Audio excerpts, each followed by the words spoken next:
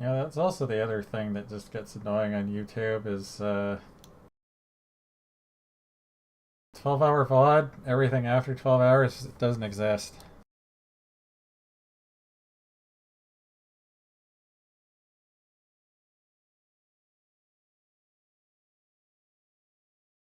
Well, you can upload videos even longer than that. This is completely full of nonsense.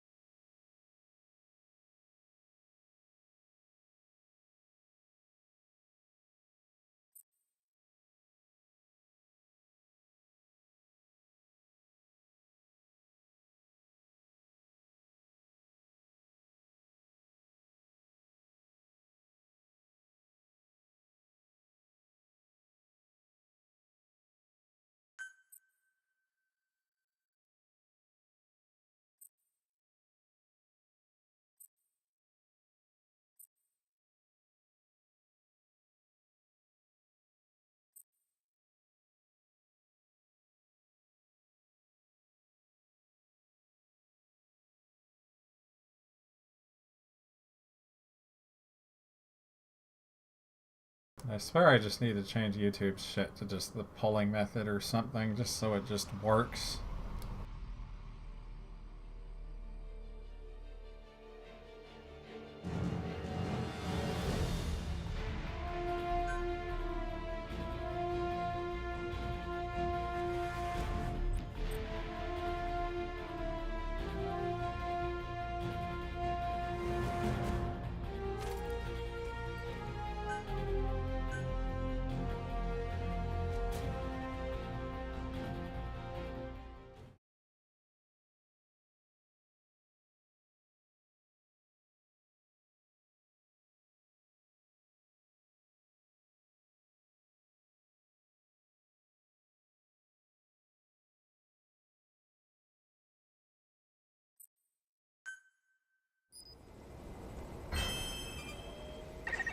Assigning crew members to units will ensure base camp runs more smoothly.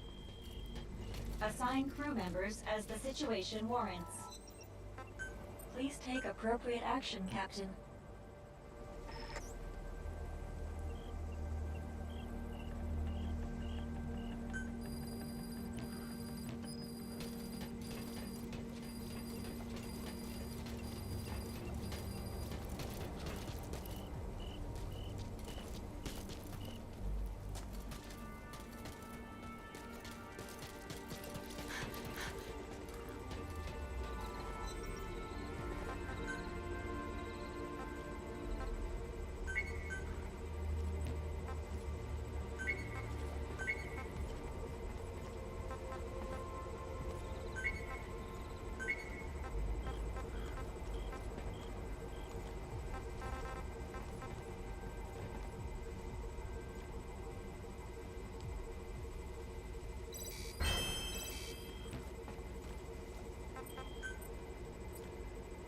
Literally waited for me to get sick.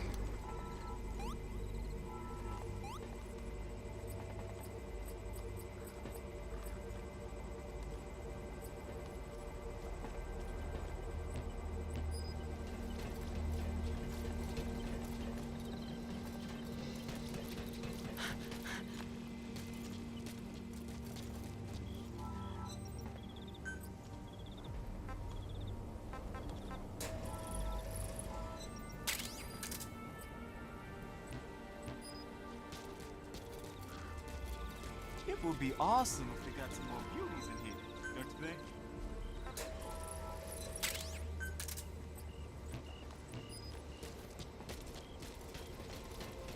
I had like 2 grenades, didn't you?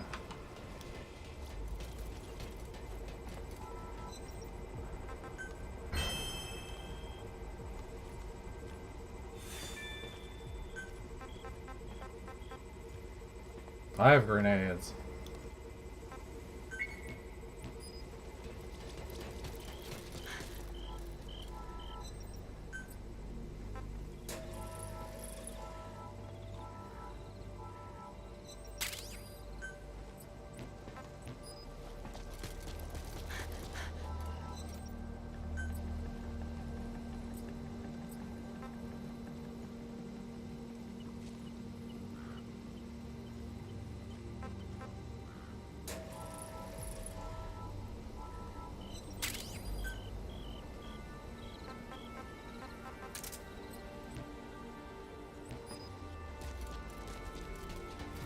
every day.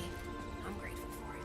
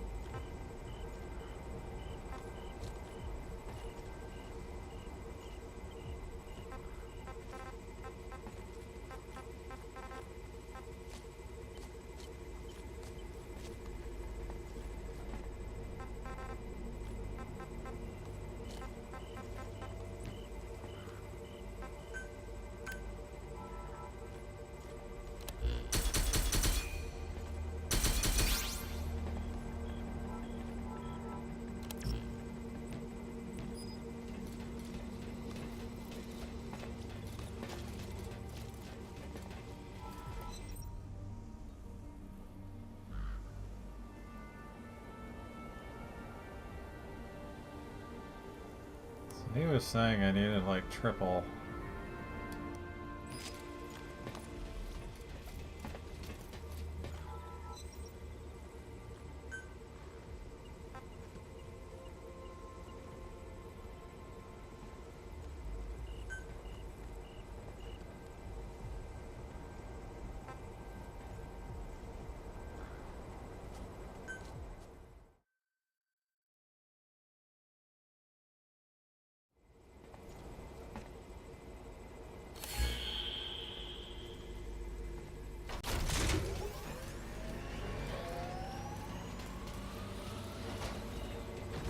So what, it just nothing happened?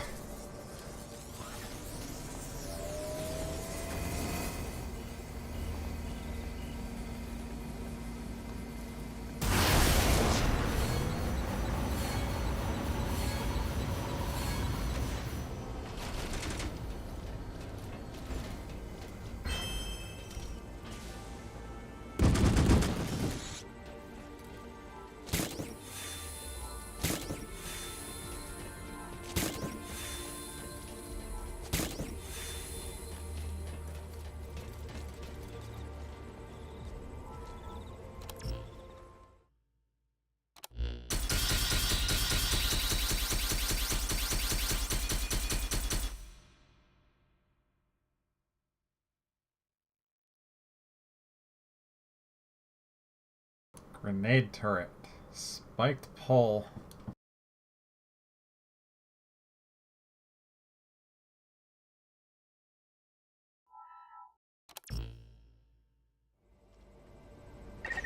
Captain, there are various types of skills. It's all of grenade which have turrets. Special abilities. Making good use of these will increase your chances of survival in this world.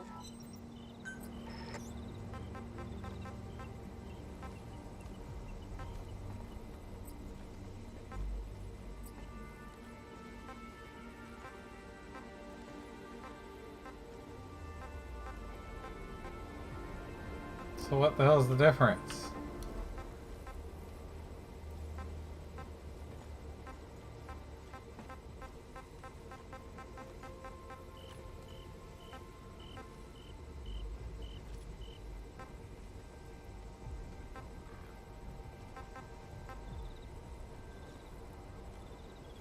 Grenade turret is automatic.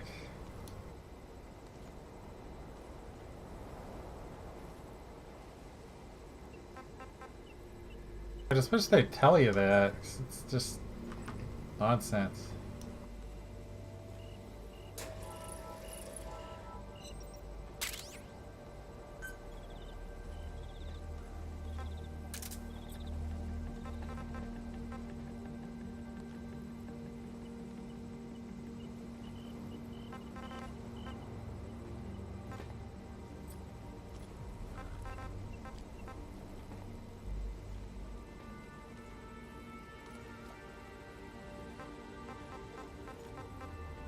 It's really just a spiked pole.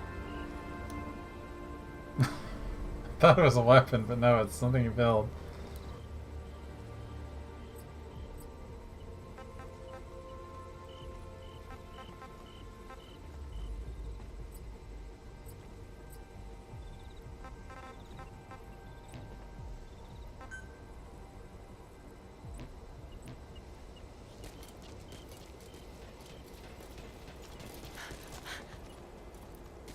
So what even happened from auto defense? Nothing?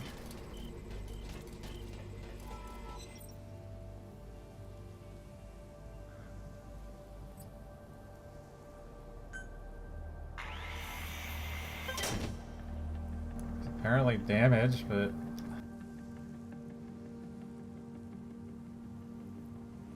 a single wall missing.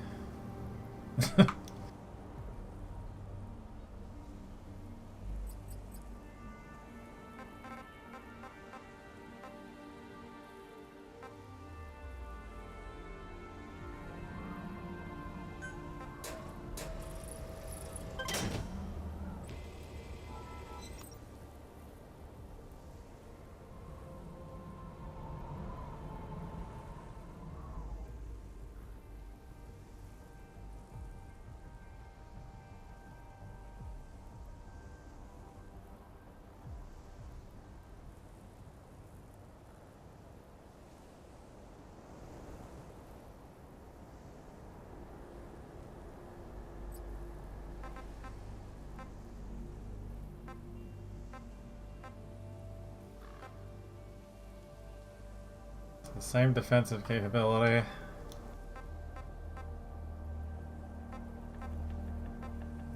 But the blue turrets are better than the green ones.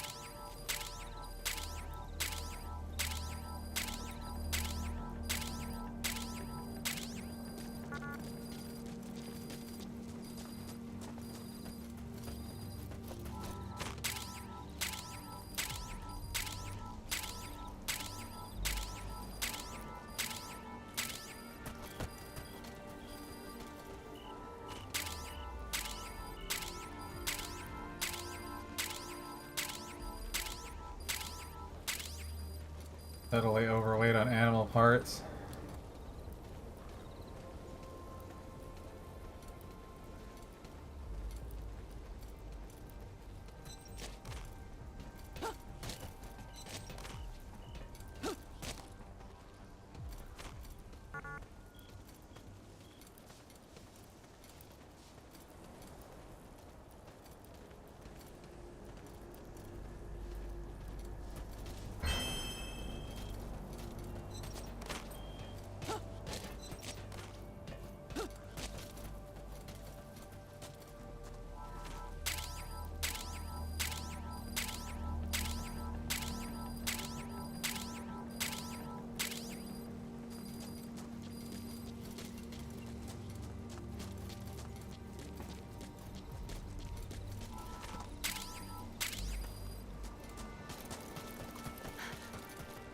I have a favor to ask. Do you have a moment? I'm I glad have you a made it favor back that I want okay. you to listen to.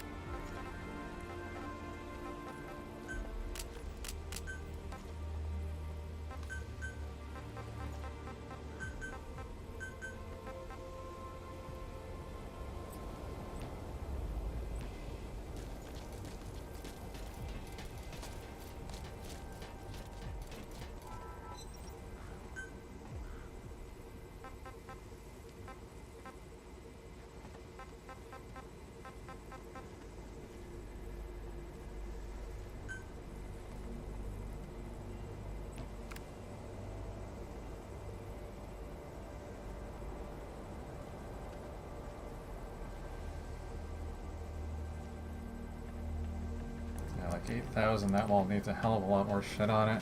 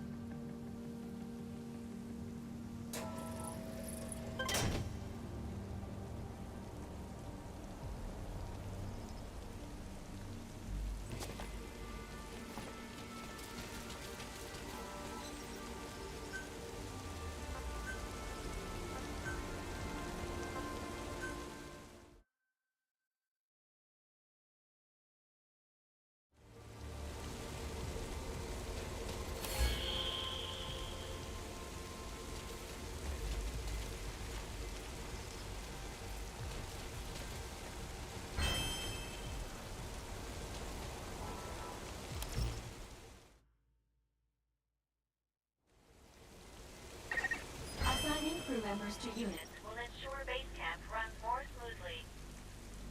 Assign crew members as the situation warrants. Please take appropriate action, Captain.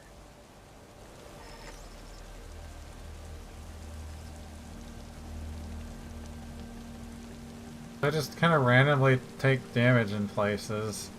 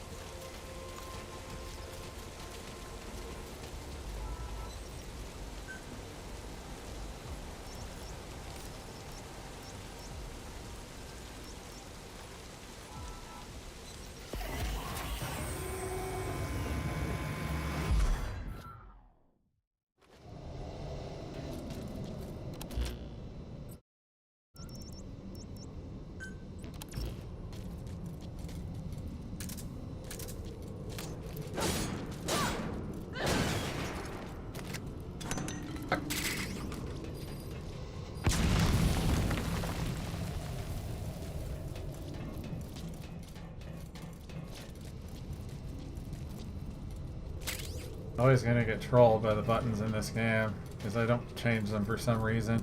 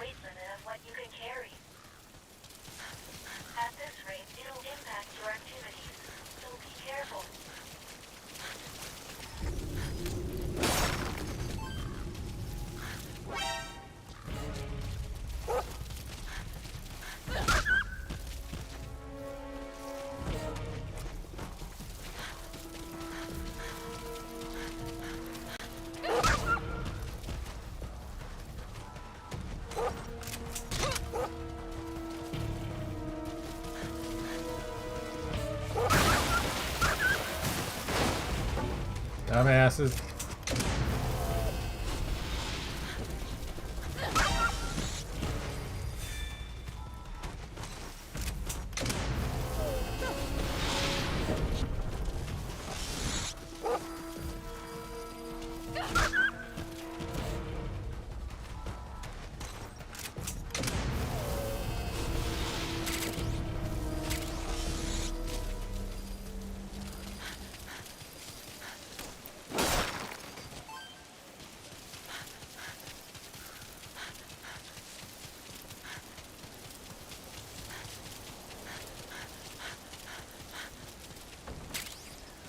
It seems like kind of a weird thing to me that the dogs will go face first into a tree and break it and stun themselves.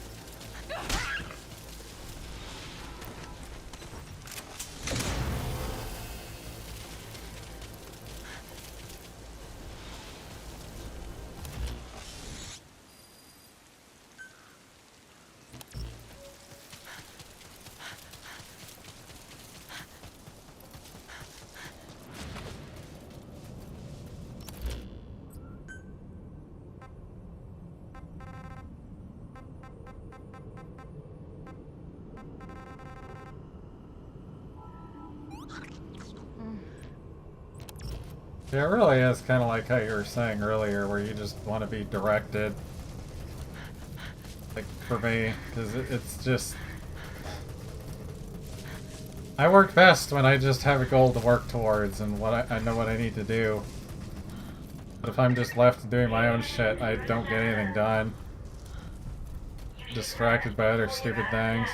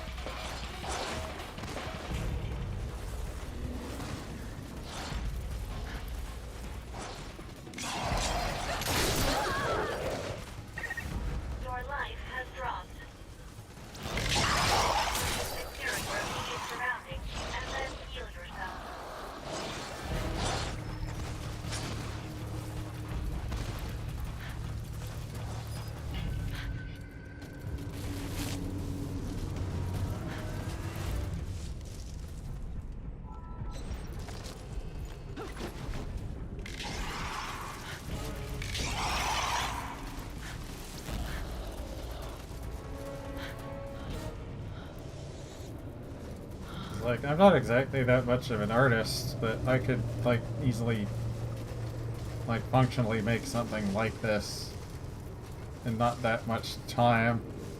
Providing I actually had, like, some plan of what I was doing going into it, like what needed doing. Just sort of what I tried to do with the D&D thing, but that still just kind of fell off.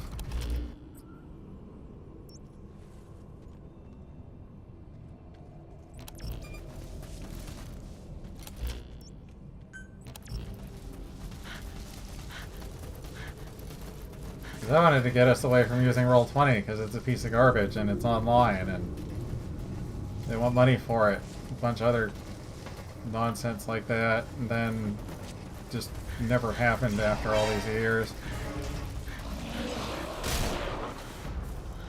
But I'm also not confident enough to just like go and work for someone else either.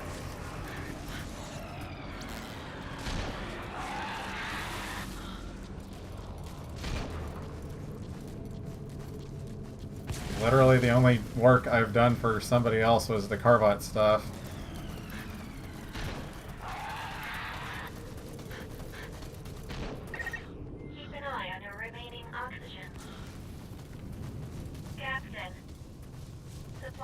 yourself with oxygen by using Kuban energy. You can supply yourself with oxygen from your iDroid.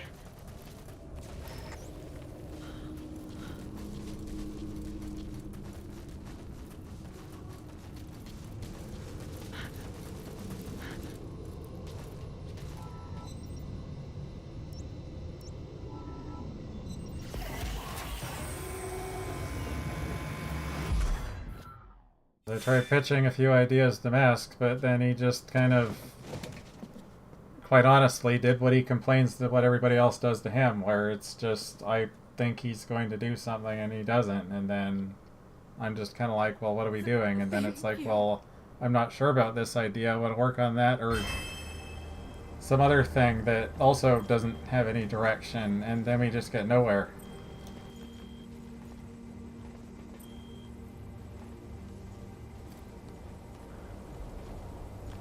Because originally I wanted to do the Vampire Survivor sort of thing for something to just make and just do something. Because even if, like, it's not that simple, or even if it's like more of a simple thing, it's still just like you've actually done something and you know what's involved in going through the whole process now. But then I was having a bunch of trouble getting Unreal to handle a lot of things. I've got something I need to talk to you about. Which I really should have just adjusted and just made it work with what I had, but I didn't.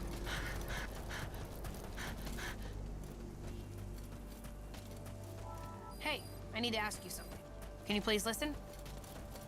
Then the other idea was, after watching like Joel and other people play like Voices of the Void, is I wanted to make something like that, but in like a completely different setting. Which is also like part of, like, you know, just based in like what Masks has made. His idea, what he like kind of dropped out of nowhere, was the White Dragon that was like the Iron Emperor was on.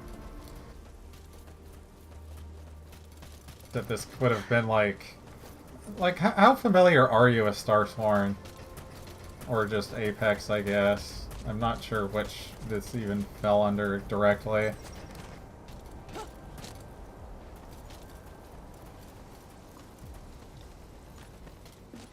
Hey, I have a favor to ask. Can you hear me out? 'Cause I didn't really have direction of like what exactly that Vampire Survivor sort of game would have been like. It's just, it would have been that type of thing. I have a favor to ask, Captain.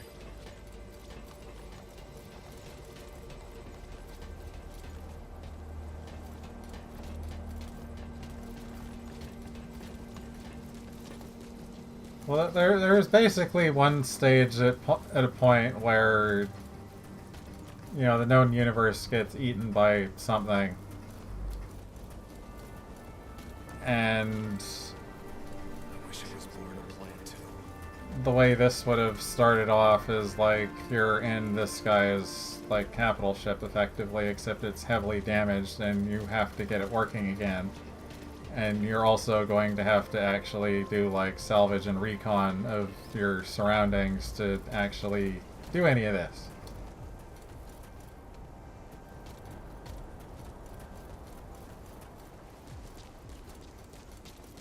And Mesk was saying, like, well, you'd probably have like drones or something that you'd be able to do this with, and like just a lot of it was just kind of looking at the general idea of like how Voices of the Void did things, like you were looking for signals and stuff, and except that was just more, you're finding signals, that was how you earned money to buy things, and also unlock some of the events in the game, because honestly the way the events unlock in that game is an absolute mess right now, because there's so many of them, and they have such specific things you have to do in order for them to trigger. I'm not very fond of that kind of system.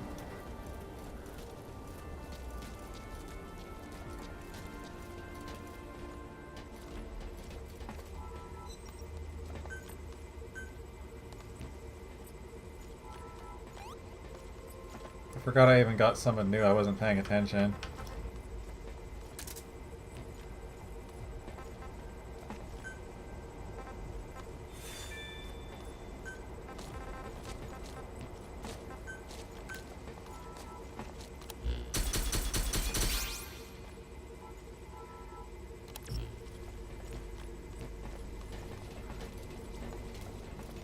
Like, the game kind of had a lot of, like, you know, menial tasks you were doing while you were looking for signals and making sure your base is running and feeding yourself and watering yourself and things like that. So instead of just, like, you know, being out in the middle of fucking nowhere, just looking for aliens, you'd instead be looking for signals of, like, damaged stations or bases or other things that are more than likely unpopulated now. Well, I don't even mean, like, that kind of busy work. It's more that this is just... Like, I don't mean, like, Metal Gear. I mean, like, this is your actual game you're playing, like, right now.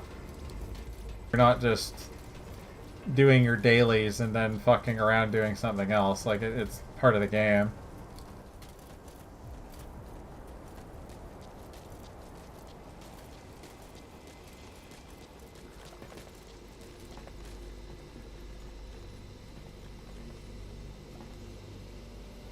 Because it's like, Voices, it was more purposeful in that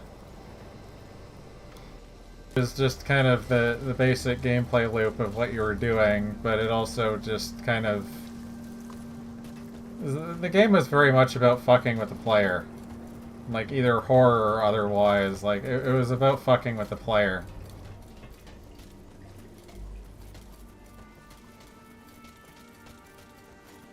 Not even so much horror all that much, but it's just a lot of weird shit.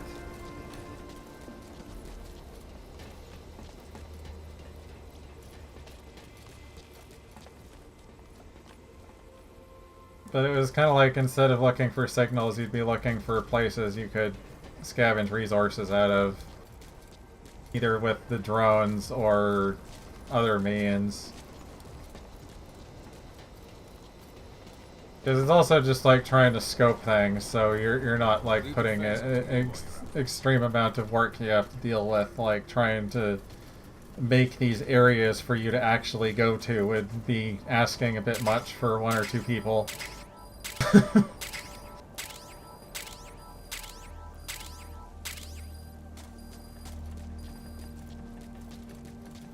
Especially since we're talking about like actual 3D environments and stuff in the works.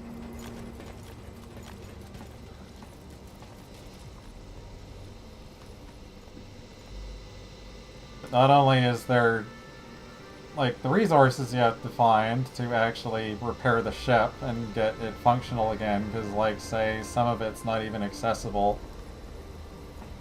Because it's either, like, you know, exposed to the atmosphere outside, which is none.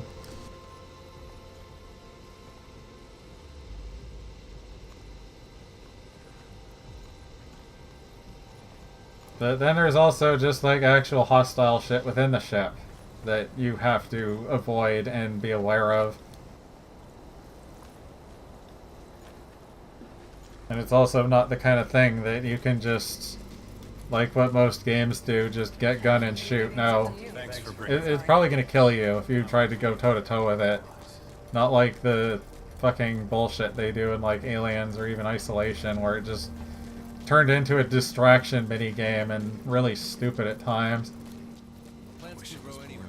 Where they try to make the alien more react to what you're doing, but it still just ends up being like absolutely stupid in how they act and too gamey.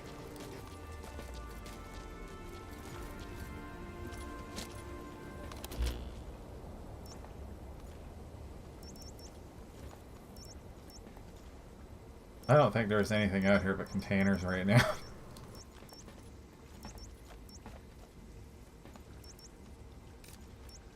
Magnetism is so annoying sometimes.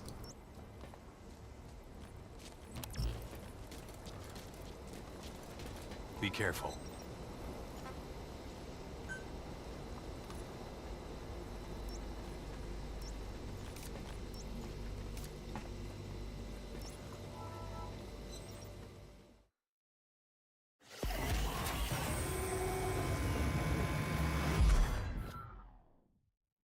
Because I think, like, initially the idea was that you weren't even going to be on the actual main ship. Like, you might be on a shuttle somewhere and need to fix that in order to get to the ship and then find out like everything's gone to like absolute shit.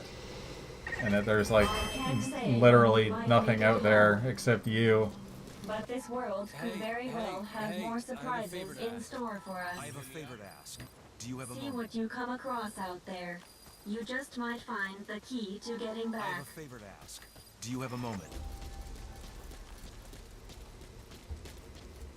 That's like, I generally thought it would be the more interesting thing to work on because there's just kind of more freedom. Which individual missions?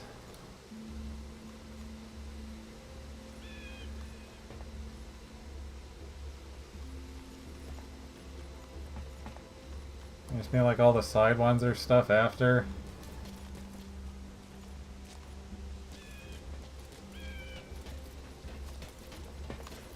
Well, that was where I kept calling the game Warframe, because that was basically what they were doing there. I didn't like that they didn't have any variety, was my main issue with them. They didn't bother to go with the random generation route at all, so everything was very fixed.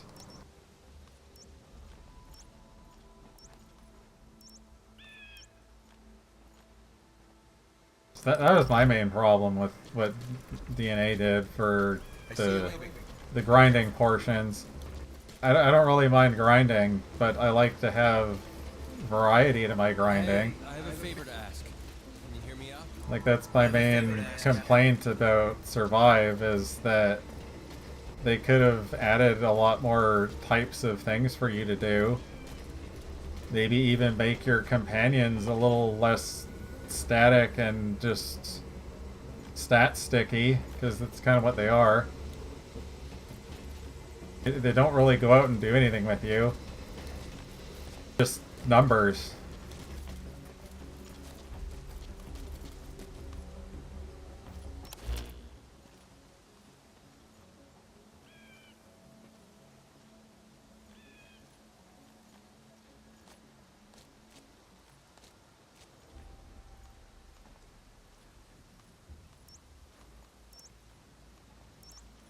It's like, I have thousands of hours in Warframe, so that kind of says about everything there. Warframe actually had, like, random shit. The levels were different. There's just things to do. Some of that time was also just because they made some things way too rare. The grinding is honestly a bit insane. Where they want you to spend, like, fucking an hour in a mission and still not get what you're looking for.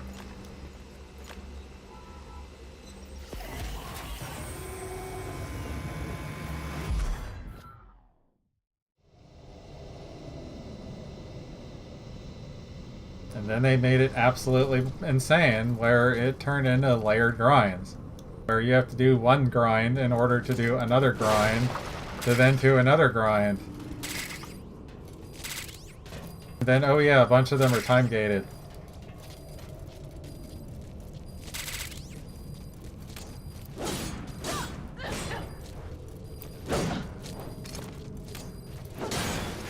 There's absolutely nothing I hate more than time gating.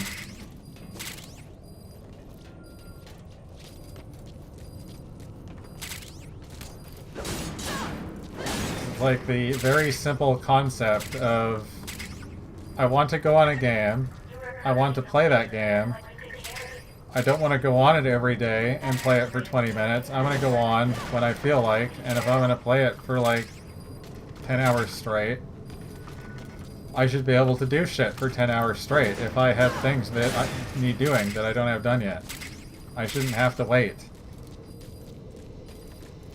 Just because some other asshole has a job and thinks he's more important than anything else, and the whole game has to be designed around him. Because he's scared of missing out in a game that it doesn't fucking matter.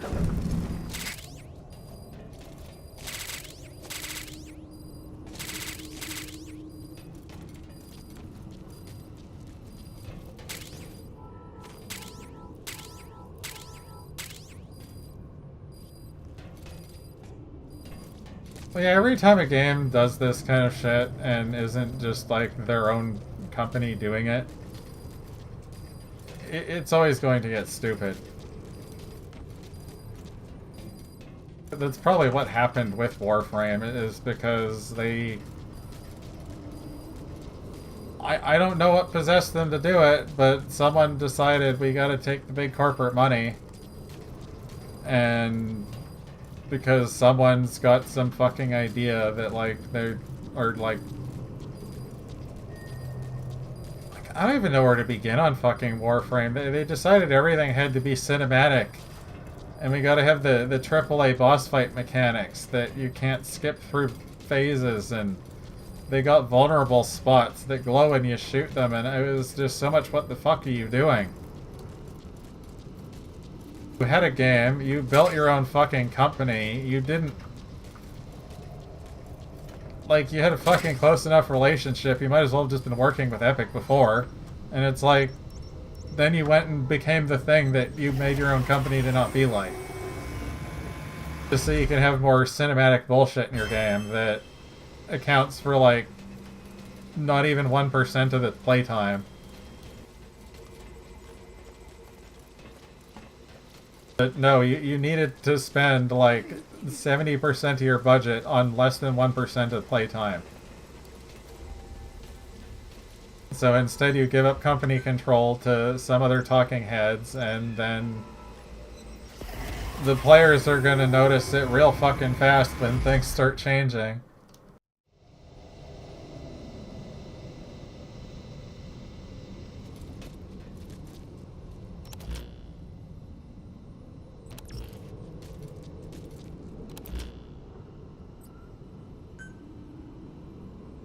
Like, shit, look at the absolute disaster that, like, fucking Destiny turned into.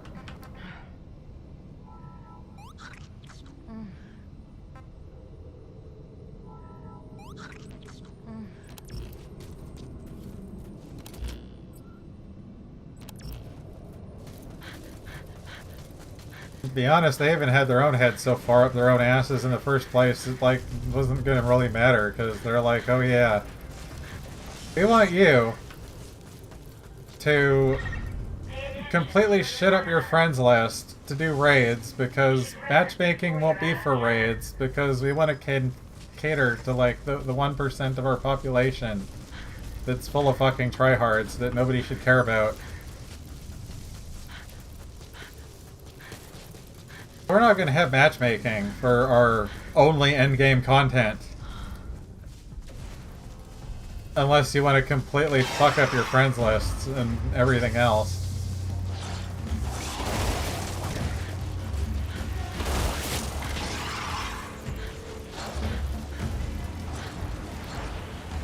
And oh yeah, there's also no way to do it in-game. You have to use our forums or go to some other place.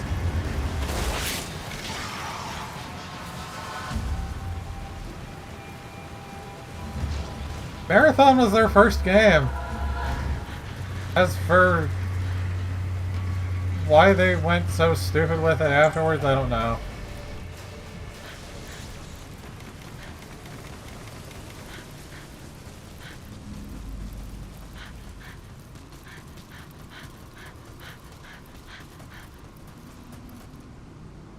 As far as I'm aware, it's just another looter fucking Tarkov game. I don't even know what it is.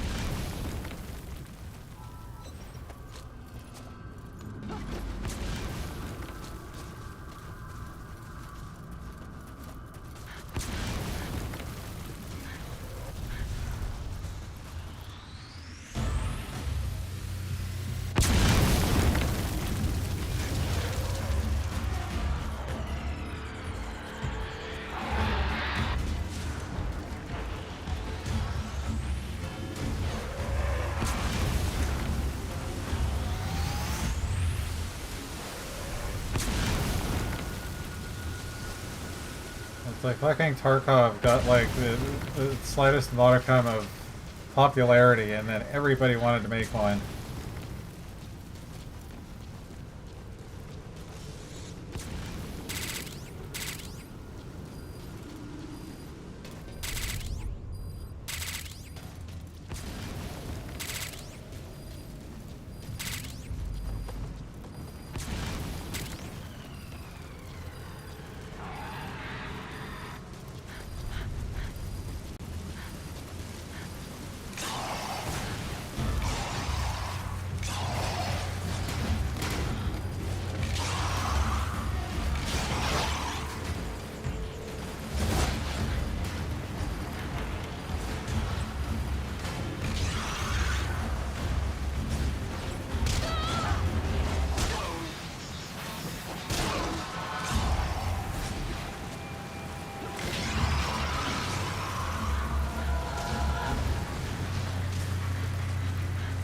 Almost lost him again.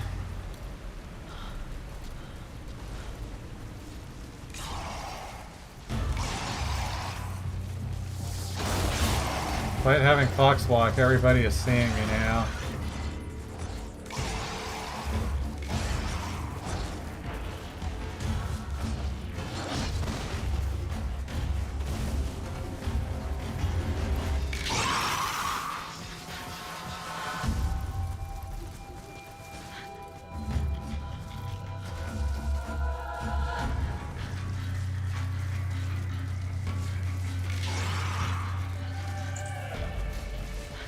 Well, that's the other thing too, like,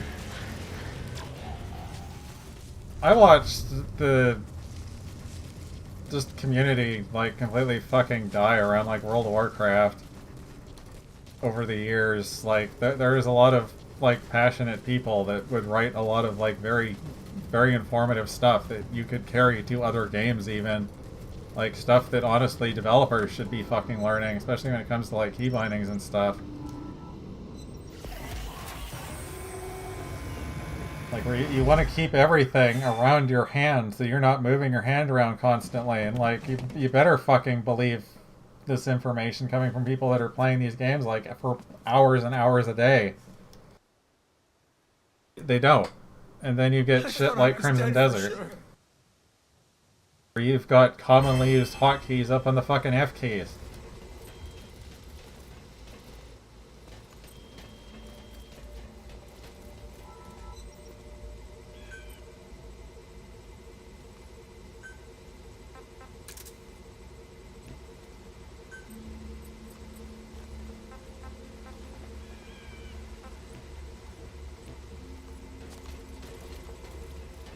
I was trying to think of like what else is even there. Is like fucking PlanetSide 2 is another one that just much died off slowly just because the developers didn't know what they wanted to do with the game.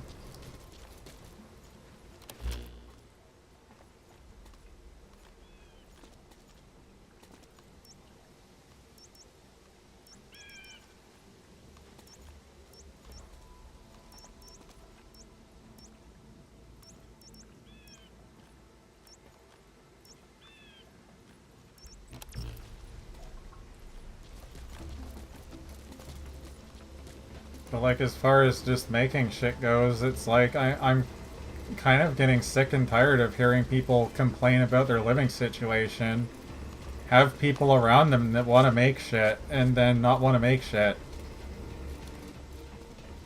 Just because there might be this slight chance of failure or something, so let's not bother trying at all.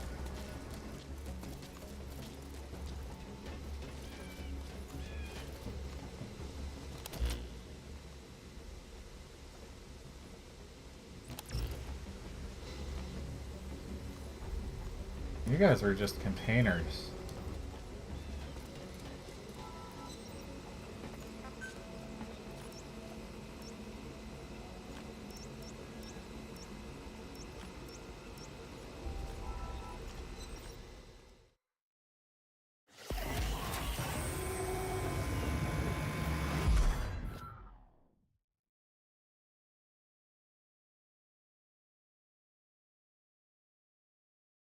I completely missed that grenade thing, but They kind of lost me for whatever reason. Like, they just stopped chasing me after some point there.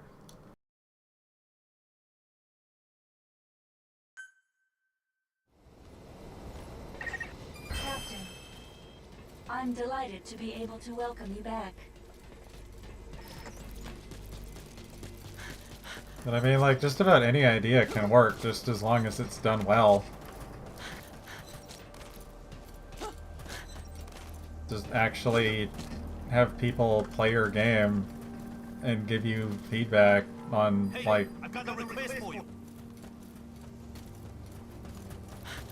Trying to even think how to word it, just...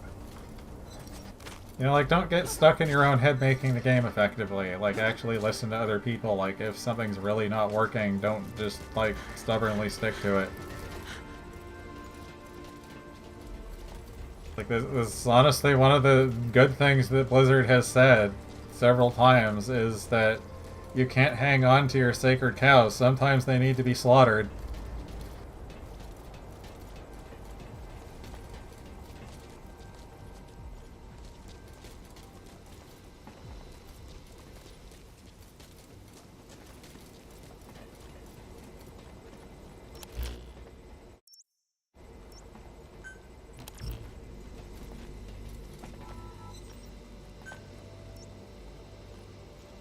And Blizzard honestly kind of stopped listening to their own advice, possibly because those people don't work there anymore.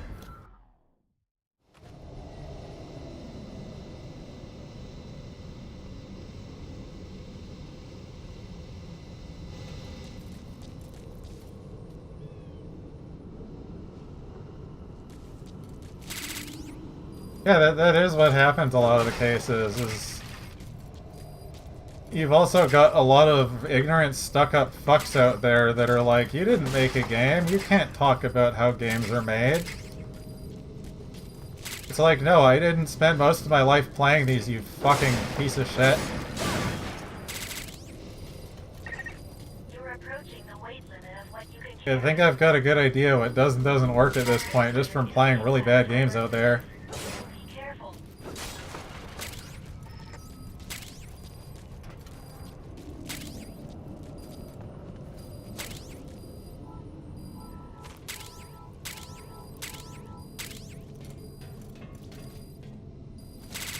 Yeah, because some developers out there just, like, have, like, actual disdain for their own players. That there's a lot of cases where it's just... A lot of people won't even bother, like, being polite with any feedback anymore just because they're just getting sick and fucking tired of being ignored all the time.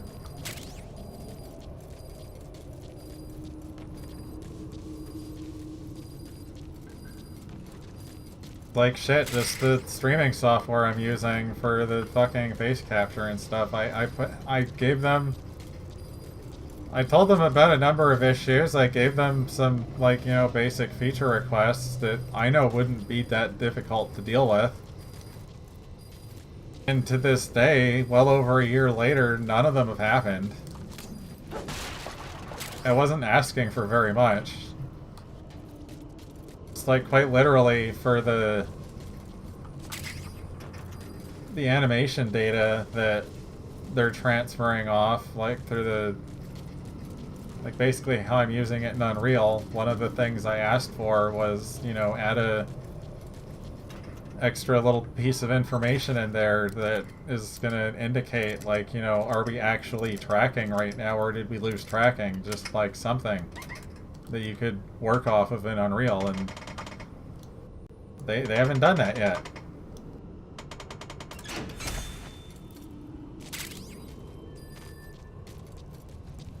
It's like I literally just wanted something like, you know, oh, maybe I could just walk away and it would lose tracking of me. Then I would know it lost tracking of me. I could, like, play an animation or something out of Unreal, like, you know, I'm not here right now, or it just lost me, and just do something other than just nothing right now.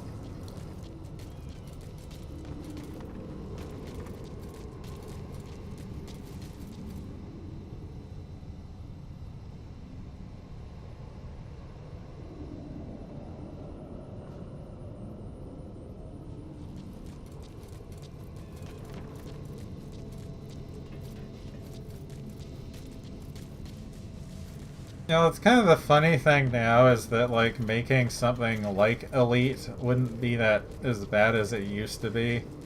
At least as far as something like Unreal is concerned, just because it can actually handle very large distances. But as we're both aware, Elite is a lot of smoke and mirrors and how that's done. A lot of games are like that. Like, most video games is about how well they hide the smoke and mirrors.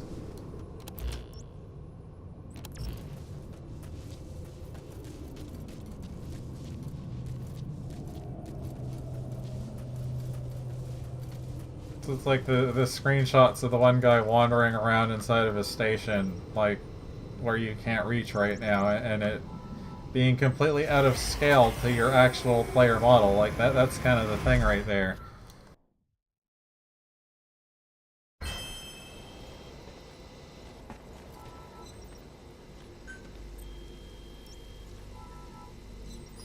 It's like nothing is done as it appears.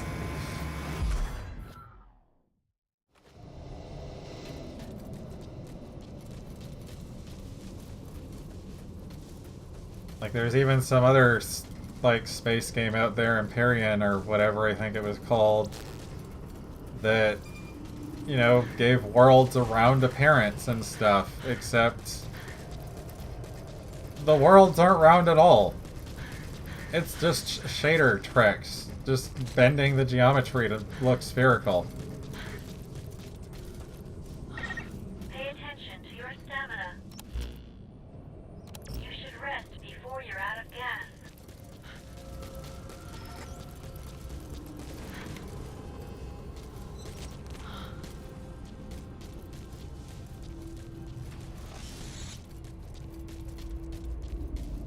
But a lot of the games, like I haven't played the X games very much. I only played it a little bit at one point.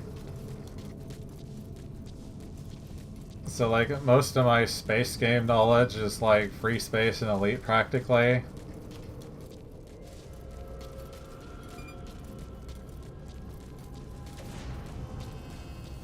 But I know both of them kind of have the similar idea where, like, the X series had a lot of background shit going on. But it's also just a lot to manage in the background that you have to either fake or find a way to deal with it. Otherwise, it's too much information to handle for a computer. There's a lot of cheating going on.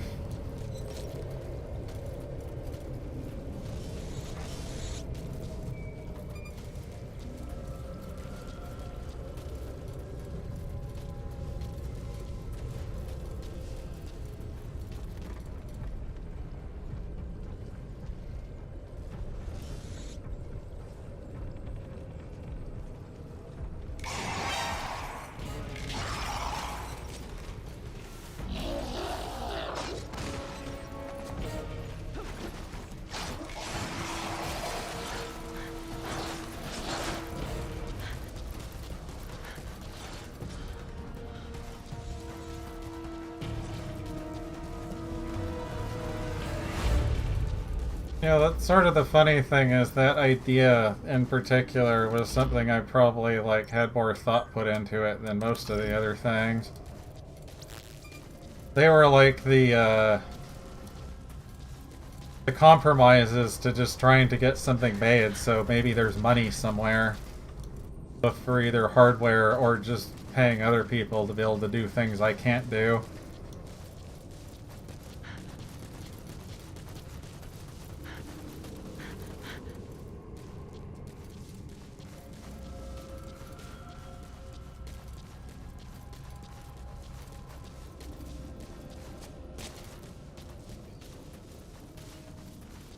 I'm also stubborn and I wanted it to be online. Like, everything I have been working on has some kind of online capability to it.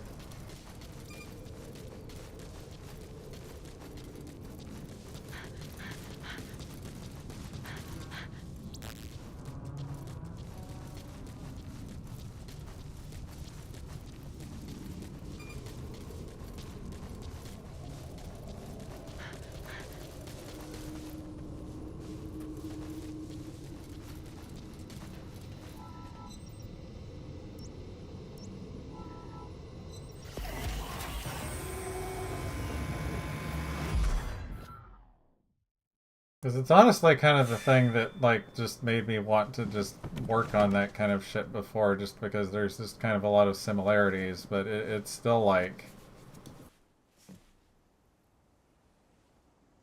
For example, I like, thought I I was really dead like for the pawn sure. system out of Dragon's Dogma. I wish more games did this.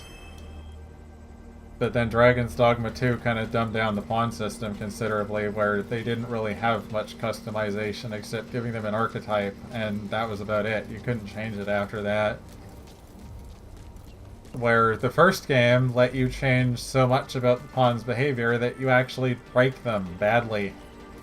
If you gave them enough manual orders, their inclinations would just go to shit.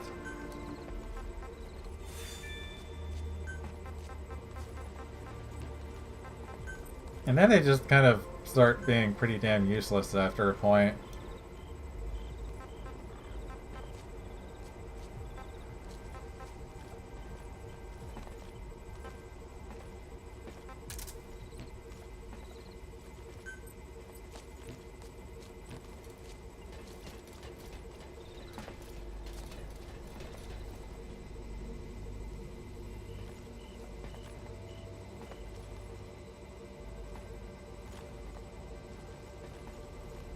I mean, that's generally the viewport that I have noticed from a lot of people out there, is that they think something is hard, they don't ever look into it, they've probably never even attempted to do it themselves, so then they've definitely never looked into it, and they just think this will be too hard, that'll be too difficult.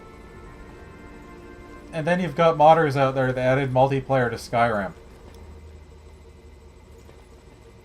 Of all the fucking games out there, they'll have absolutely no net stability in it whatsoever. And people made multiplayer Skyrim out of fucking hacks.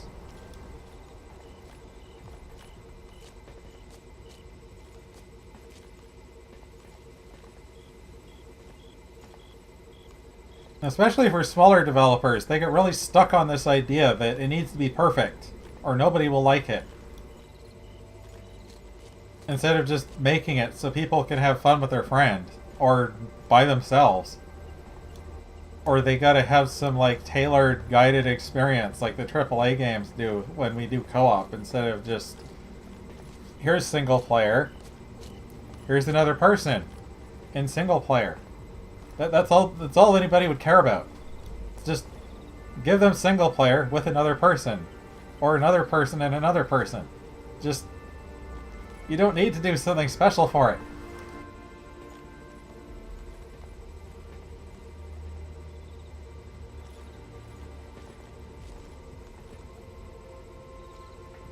And even if it's a little bit jank, well, nobody really cares.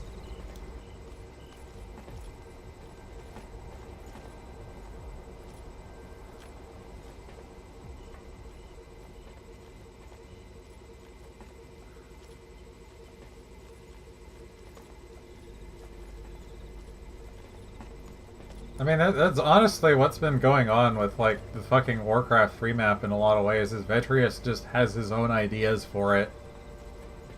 And then whatever anybody else wants to do, or I'm constantly telling him, like, from, you know, playing with these people for, like, 20 years, that I'm pretty sure I know what they're not going to like.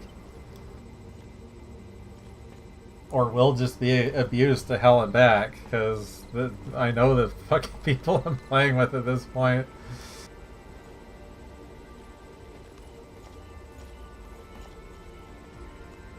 Like, I'm honestly conflicted in a lot of ways about working on that Warcraft 3 map, just because I don't like where it is right now. It's just chaotic. There's too much shit everywhere.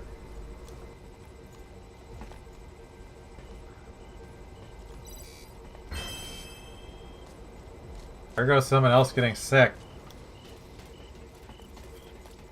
Losing resources again to something. Didn't even see what that was. They're losing food now.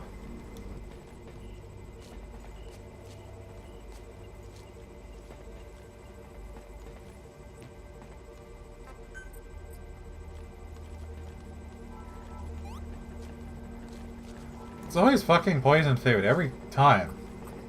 Without fail.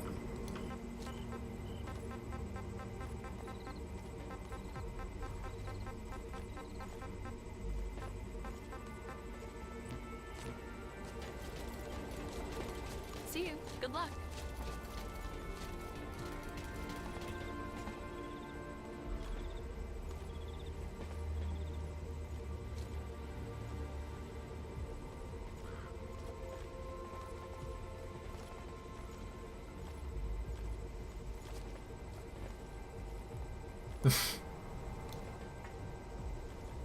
Honestly, snipers in almost every game they're added in is just one of the dumbest, most cancerous kind of things that can be added to most games. Especially in a game with objectives. Like, why the fuck would you add a class whose sole purpose is to sit back and shoot people that come into view?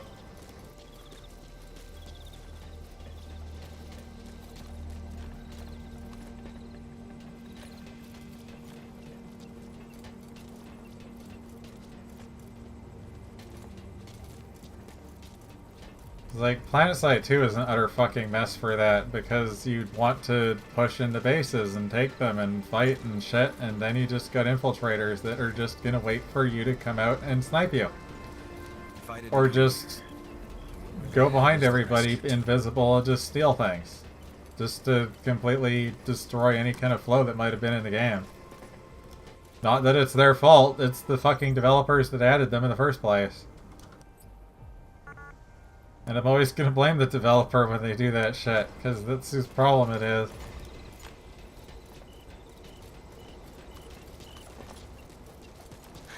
Look, you've got to get bigger and bigger. But it's like, in general, like... I don't really care that much for PvP in a lot of ways, depending on how it is.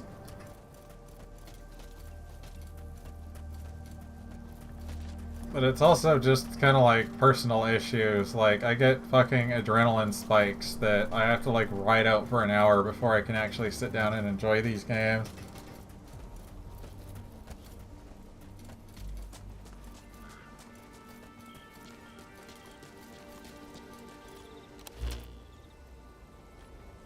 Really fucking annoying is what it is.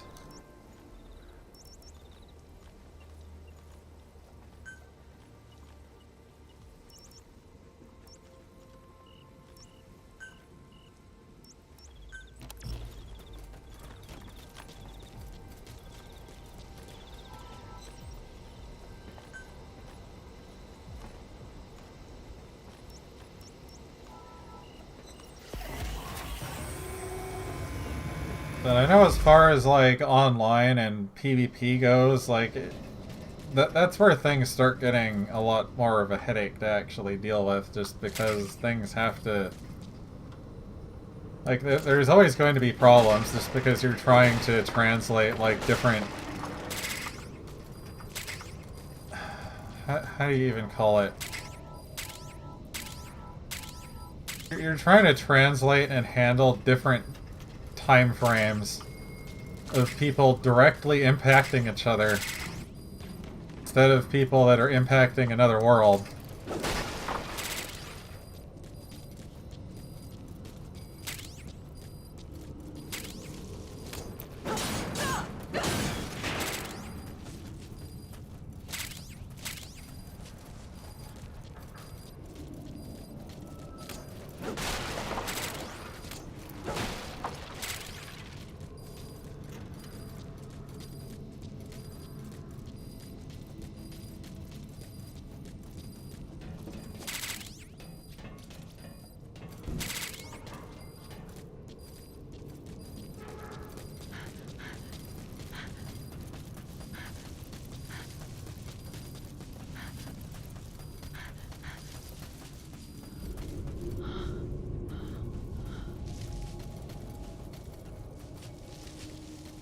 So I also just know, like, in my case, I would be pretty heavily relying on what, like, Unreal already gives me. Because I'm not an advanced programmer by any means. I know how to do some of the things. A lot of it has just never really come up of needing to attempt to do it, like actual proper prediction or anything, or how you would even deal with that in Unreal. They kind of give you some systems, but some things are still just not very well documented, other than some people maybe having attempted to do something themselves.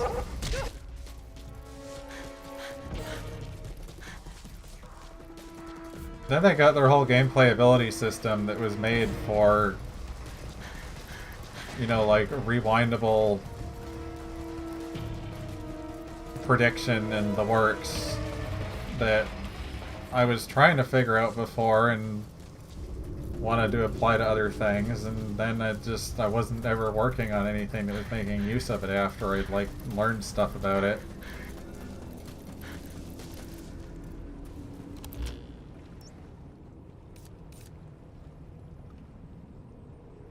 I went the wrong way.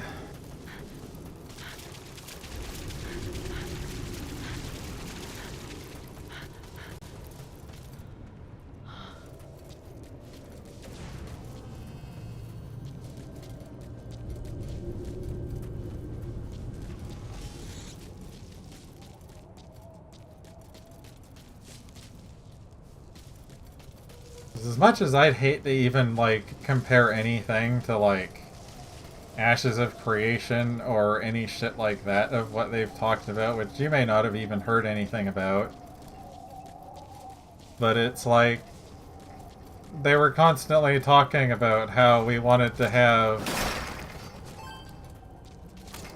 you know, this largely player-driven world, except all player-driven ever turns into is ganking. And really the worst kind of gatekeeping and ends up spawning in its place. You just have people that just control things and basically don't let anybody else play. Because that's what PvP-focused games turn into, just griefing each other, or one bigger group griefing all the smaller groups. And also stagnating your game's growth all at the same time, so you basically end up going out of business eventually. Every single fucking game that does it.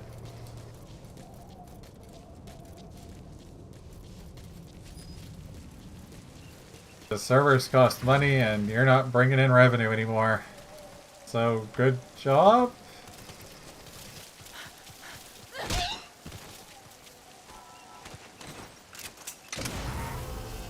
Well, I've never even played it. I've seen, like, other people stream it or whatever, but it's just... They had the whole idea of, we're going to have the big open world, it's going to be largely player-driven, and you're going to control territory and build your own houses and other bullshit like that. But then there'd also be like, you know, I guess like a world director in the background, which was really not much of a world director at all, and was more like the director in putting his own ideas into the fucking game, regardless of what players were doing.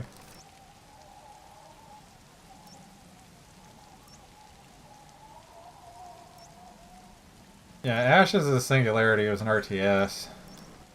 It was just about a lot of units.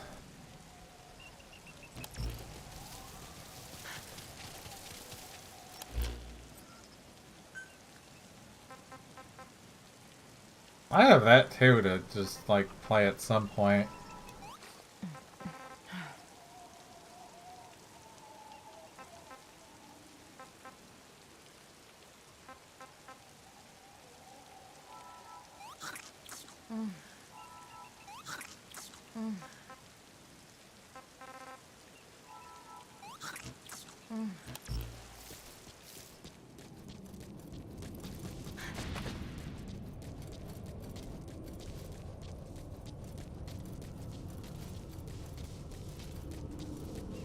Yeah, effectively all of what they were talking about just turned into bullshit, and then, well, now the game is like languishing as far as I know. I don't think it's alive anymore, because the director completely fucked the entire company.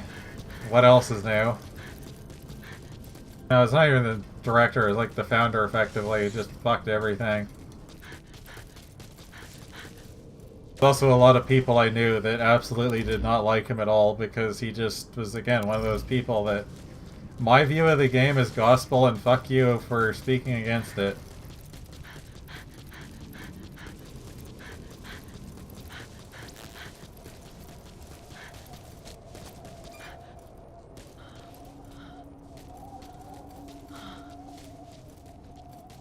It was sort of loosely the idea I wanted to have where... It's like I kind of described it as before, is that like functionally it would be an RTS in a lot of ways, but you wouldn't be playing it from an RTS perspective or anything. Like you'd literally... Like the computer would be your... You know, what's driving the over... I don't even know how to describe it properly.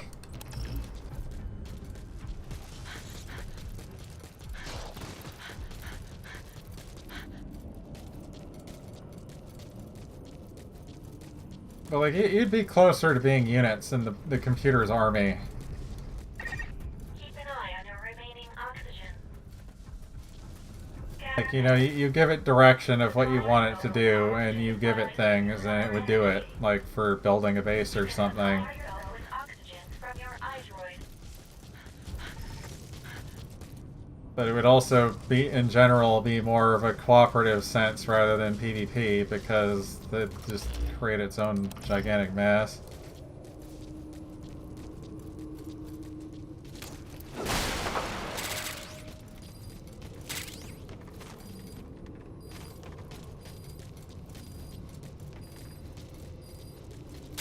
But I also know for a fact that like RTSs are one of the hardest kind of games to make, just for various reasons. Because you have to figure out how to manage a lot of shit online, and also that kind of networking model doesn't work with direct player control for one, so you have to do things differently.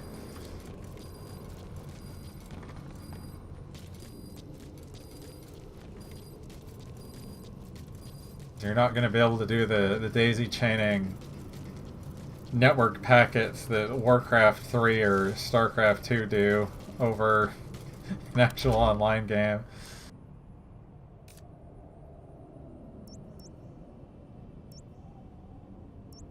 Where am I even going? I was going to teleport.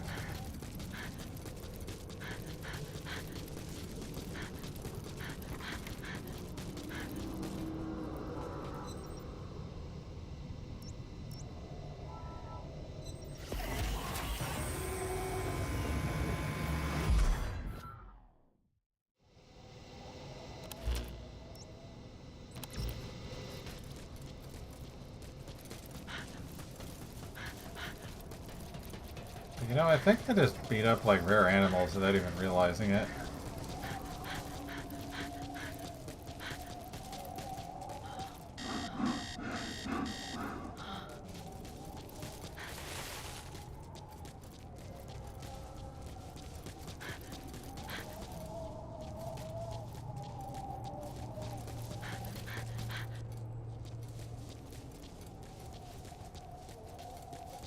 But it's kind of like...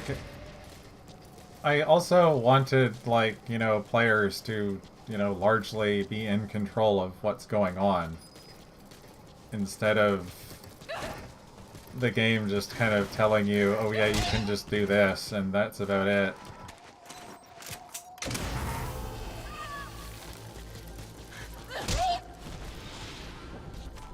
Wild ass. Finally have them.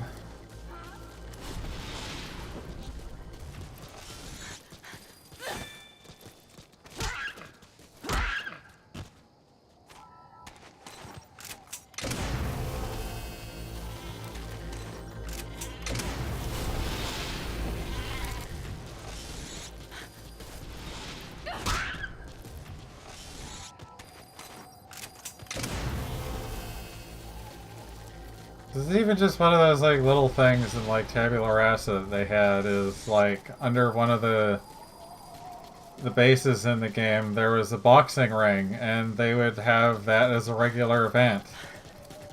Just boxing matches.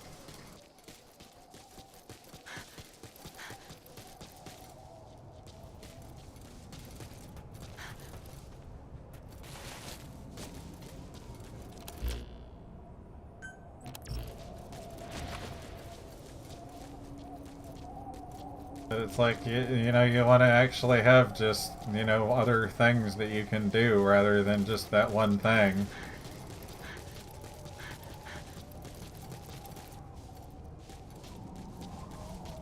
I wanted to have, like, a world that wasn't just static, like, you know, this is the bases and shit. Like, you could build your own if you wanted to, but you'd have to actually hold them against attacks. Otherwise, they will be destroyed. But it's also not just to benefit yourself either.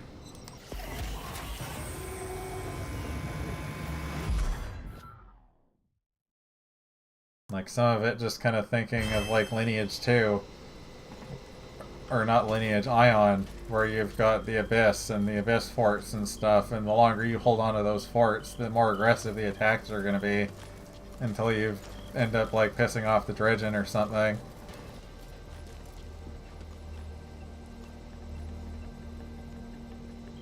But those are also like heavily PvP, and the amount of people that were at those sieges is like highly variable. And it was always to the point where you probably couldn't even see the other players because the server couldn't even handle it.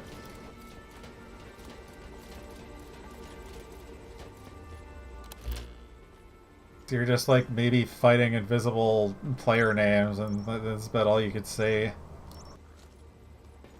The game is utterly a mess for that.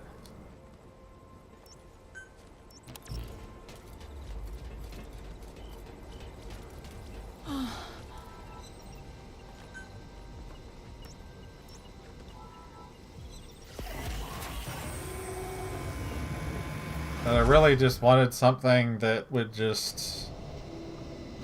There was a reason to do things in the world at all times. Like, dungeons wouldn't fucking exist. Because it just hides everything away.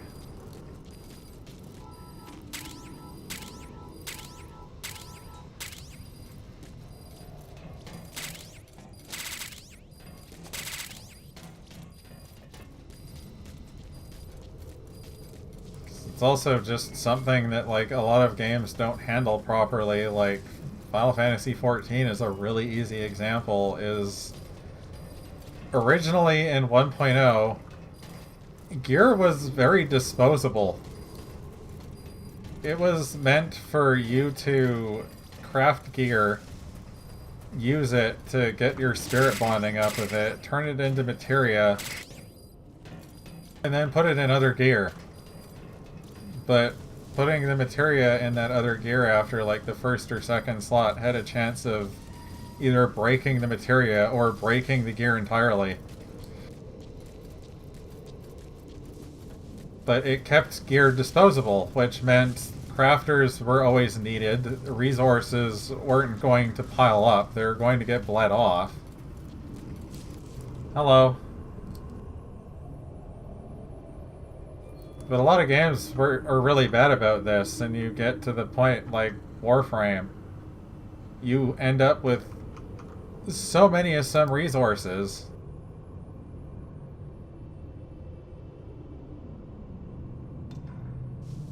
that it's just like, what is even the point of having like well over 1 million of these things? There isn't a point. But it's just what happens because the game doesn't bleed them off. There's no consistent use of them. So you just end up with more and more and more. Like, kind of what Elite does with the credits, really, in a lot of things, is they want, like, tiny amounts of resources, but they want a whole bunch of them. It has a single player with,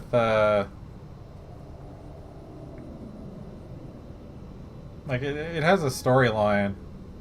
It's not very long, but Yeah.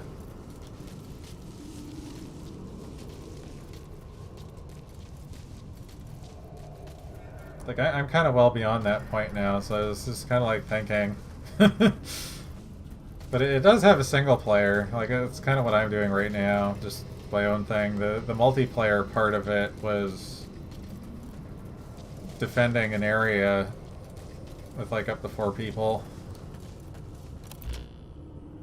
It's kind of like they're pretty separated from each other. Like, you use the same gear, but the actual gameplay is in different areas.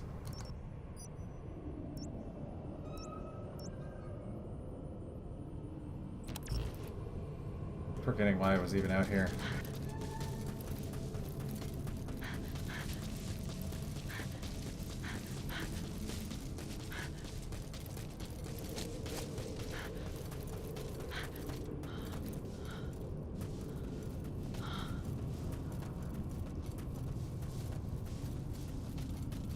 There's a lot of things I don't really understand what happened with this.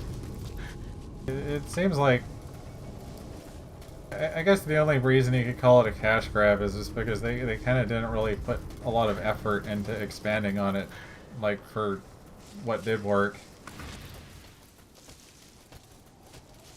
Like, especially when you already have all these models and stuff, it's not hard to just, like, repurpose them into something else.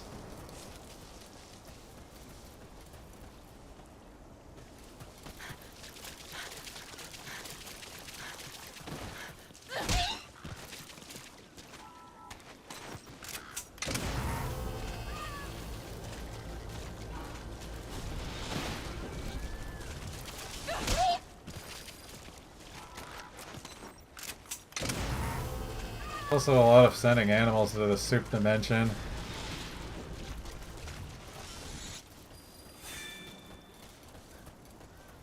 I guess those ones are actually going to the farm. It's not full yet.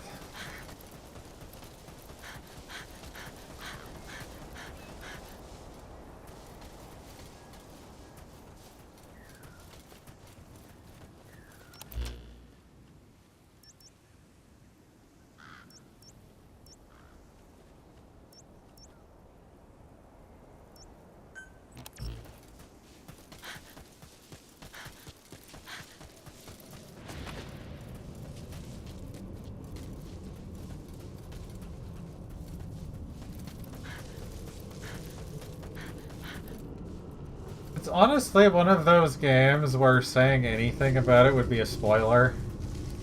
But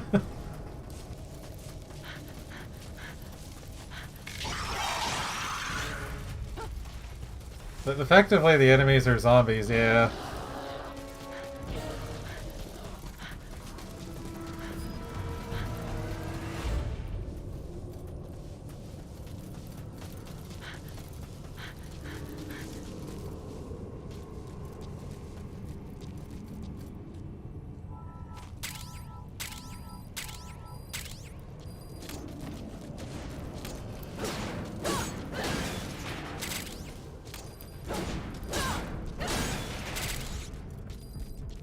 If you've played State of Decay, like the original one, I would kind of look at it kind of similar to that.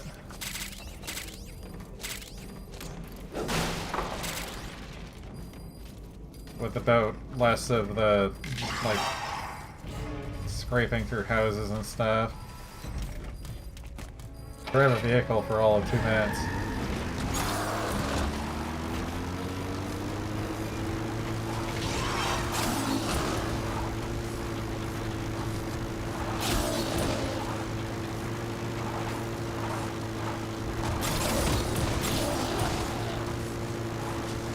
I don't even know where I'm going.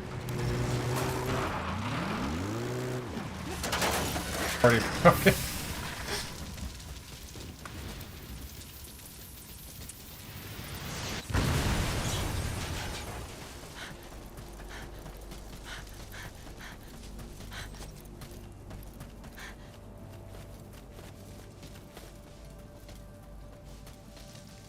He's not even in this.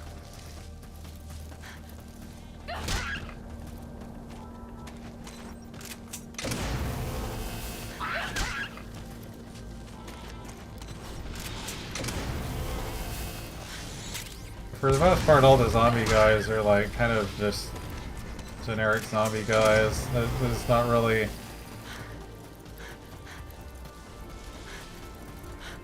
like someone turning into one very much.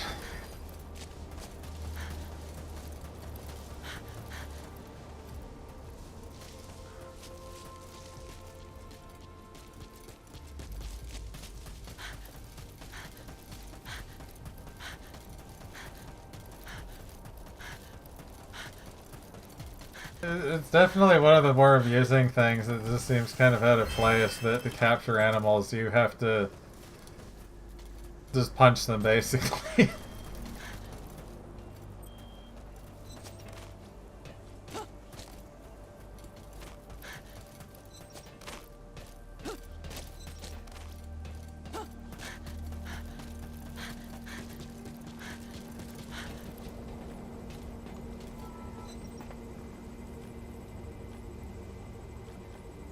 What are they even doing?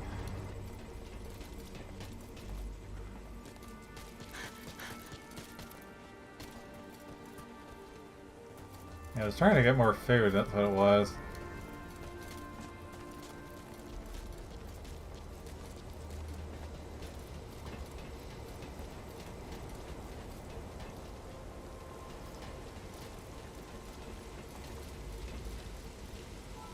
And the cars don't last very long.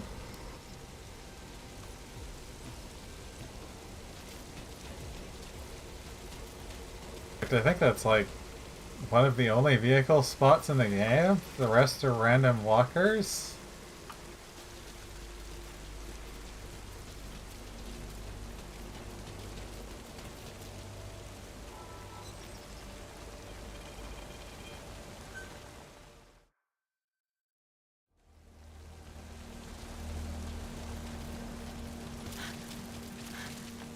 Hey, I have a favor to ask. Can you hear me out?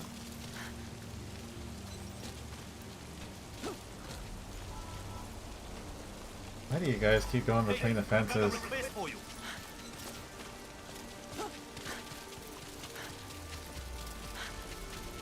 I have a favor to ask. Do you have a moment? Oh, good time. I've got something I need to talk to you.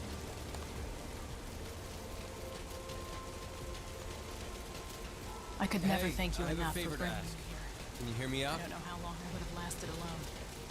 How many more guys can I even stuff in here?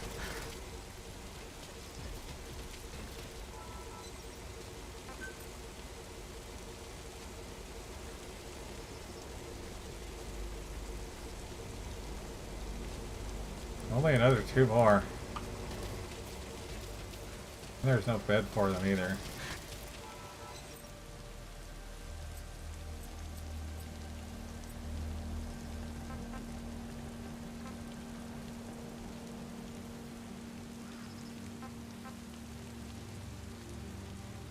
What's this for? How did I get this?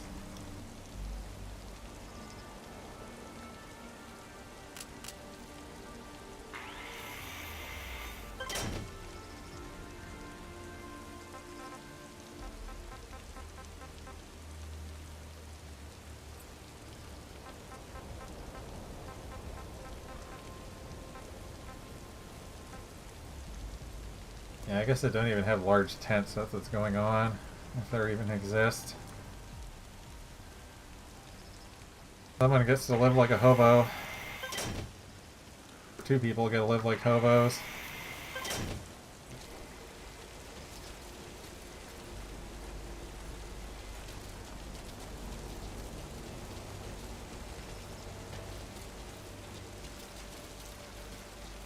I don't think I've ever watched any of the trailers for this.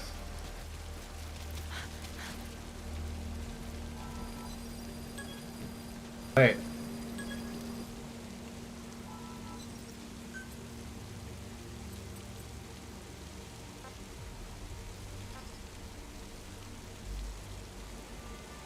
This is where you make the pizza.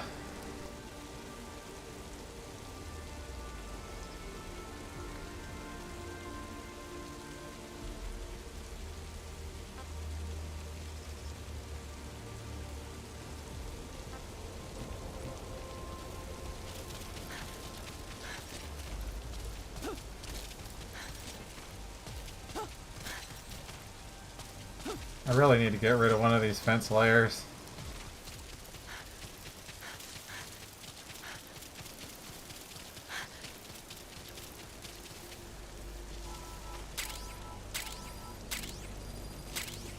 Oh, where are the nuggets?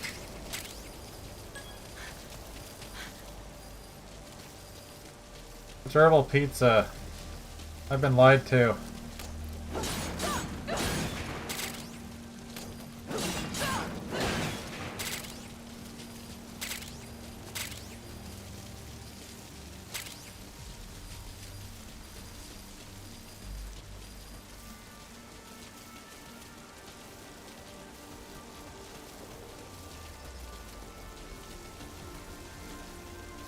What do you mean by that exactly? Like just the kind of pointless variety, or...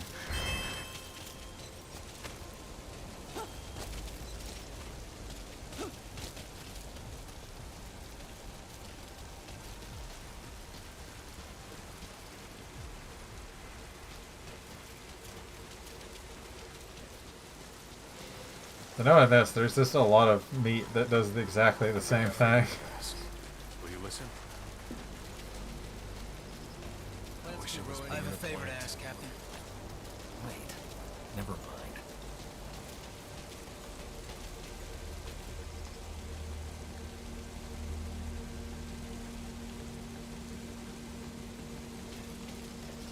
Yeah, especially in this, there's just... When I get I back, could never thank take you a enough shower. for bringing me Can here. order pizza. This is also like 5 different things all giving the exact same effect, and it might as well just turn into like something in particular instead of an individual item.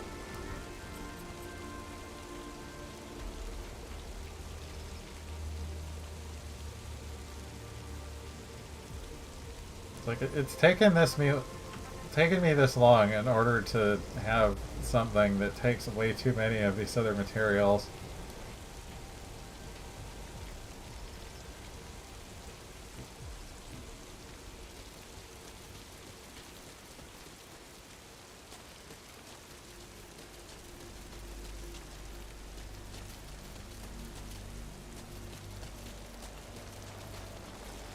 What kind of meat pie are we making that you need like 8 onions in it? Plants can grow anywhere.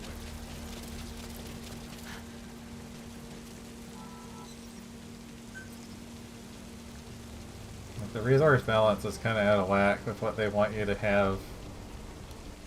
Like the you have 1 gerbil, 6 wheat flour, and 8 onions.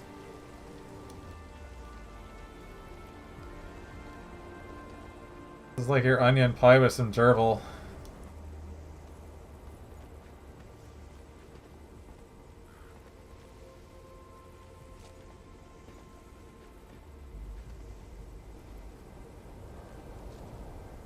And for all the food you're jamming into it, you only get like an extra 200 over the base roast gerbil.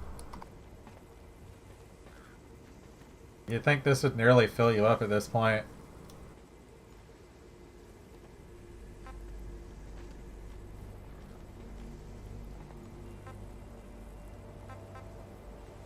And these are honestly like heavy as hell.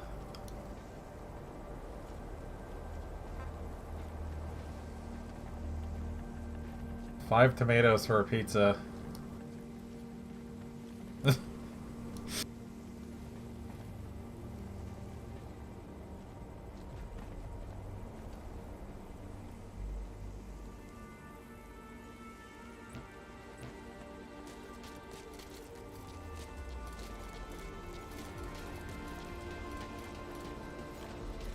Good work.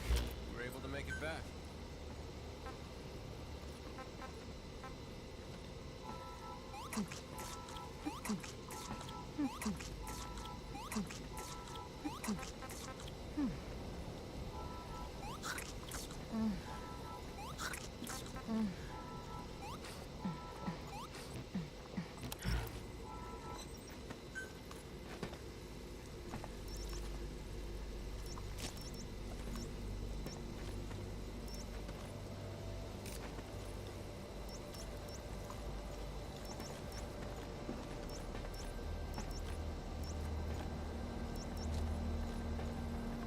Probably more Anubis over there.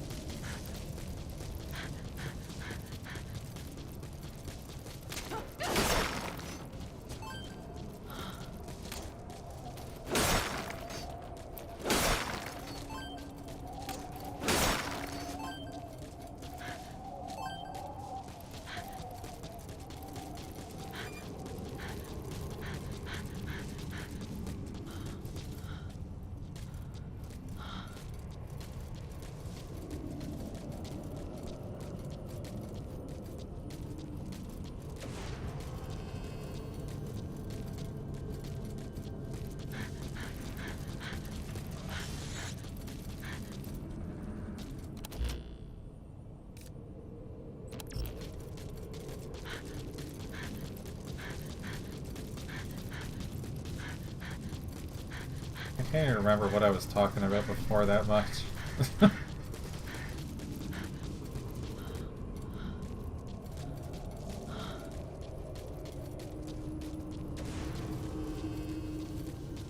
I just know the main deal I wanted was player control.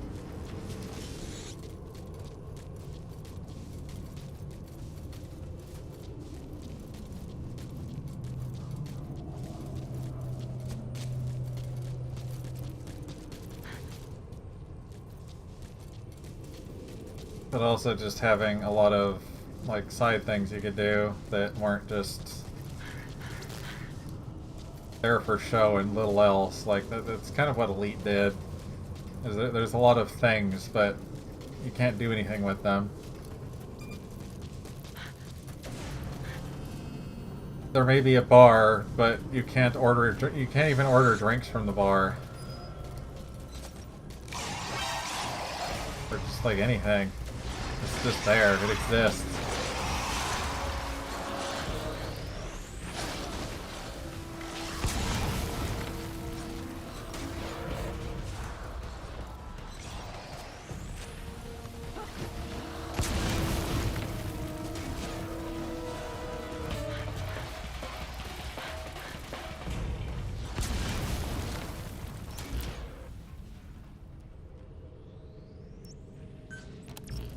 Well, pretty much everybody wants to be even just a little... They're all dying to themselves. Pretty much everybody wants to at least be somewhat successful with their own thing. Then it helps continuing to make it, or make other things.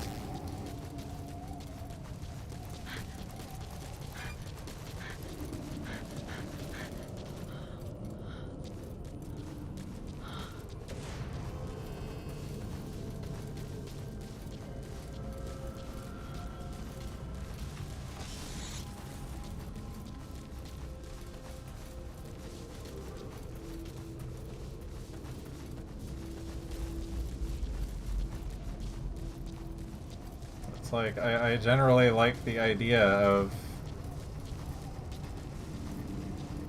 you know, actually have a functional world and not just a bunch of random disconnected shit that doesn't really mean anything.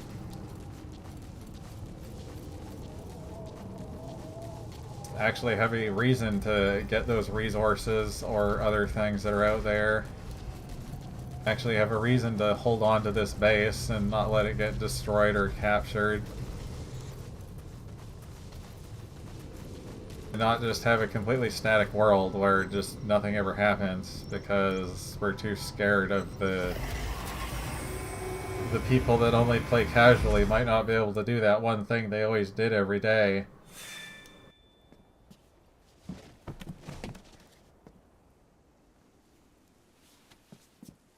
It's like there would always be things to do, just it would change depending on what the state of the world was.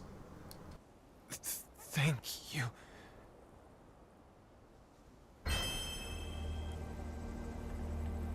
It's like tabula rasa that I'd be like looking at for like just a lot of the kind of base idea there that is just all you ever lost from a base being taken was a couple side missions. Otherwise it was like practically better off to be losing and then retaking the base again. Like, it's just kind of a bunch of stupid balancing issues like that. It's just, that never ends up being worth, like, actually holding something.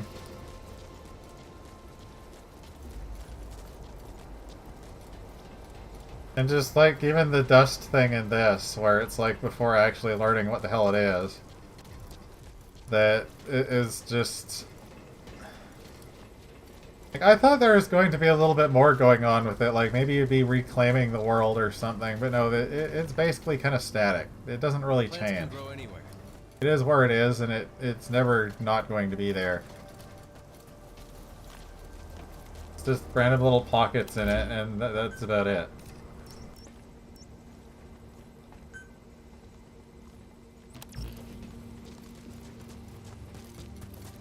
So plants can grow here too.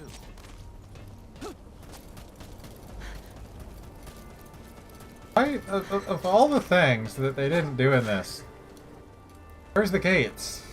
Why can't they make a gate? You know, there's like gate models in the damn game, just let me build one. Better it's a blueprint I don't have, which would be even dumber.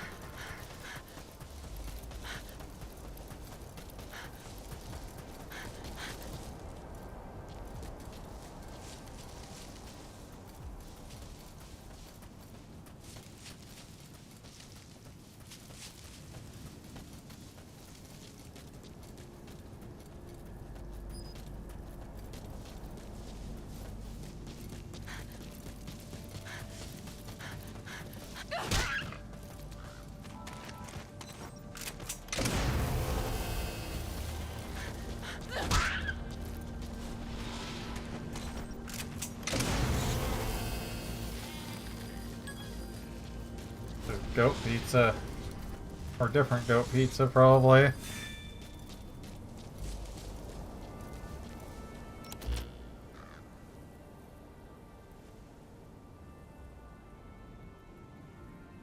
Yeah, like, I know they're there, but for whatever reason, you're not given an option to place gates, which makes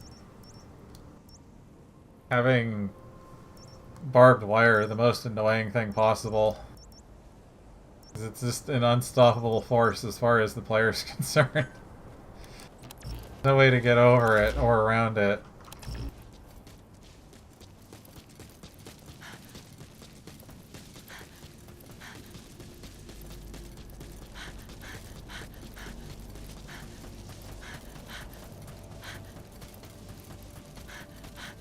And yeah, other than building more crap in your base to let the NPCs defend, which is really just a really rough simulation and your shit takes damage, like it's not even really them defending. It's just more, it's like I said, they're just numbers. Don't really do anything.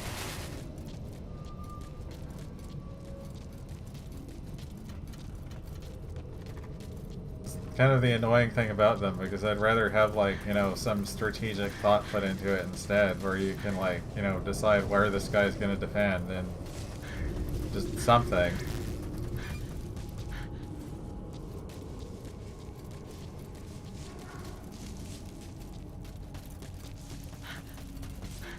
You know, like, once you know what this shit is, like, it makes even less sense why it exists. Like, there shouldn't be... There wouldn't be pockets if it was what they're describing it as. Where did I...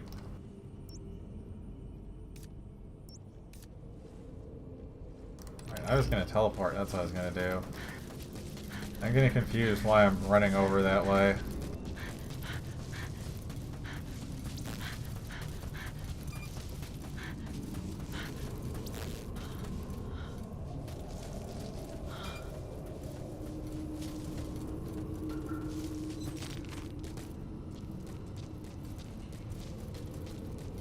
So, like, even just, like,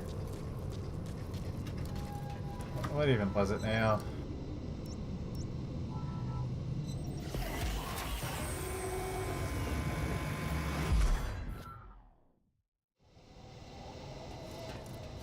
Like, one of the things me and Mesk liked from playing some older game before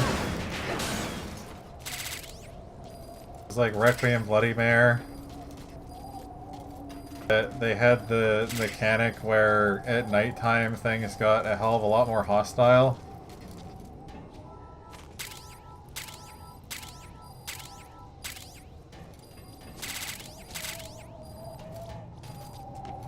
It's kind of one of those ideas I liked. No, he liked that. Just have different things come out, or just make things more aggressive.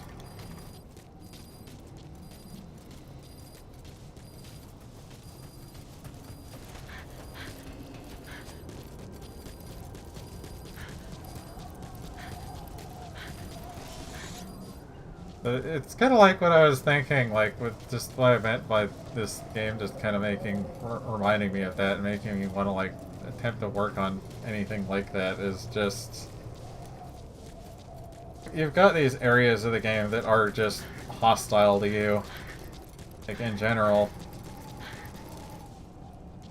But the idea I had more was like, if you're going to have an online game and you're going to have resources in it and bases that you're going to build and defend, well, it would kind of be a really stupid idea to have like unlimited resources in that sense.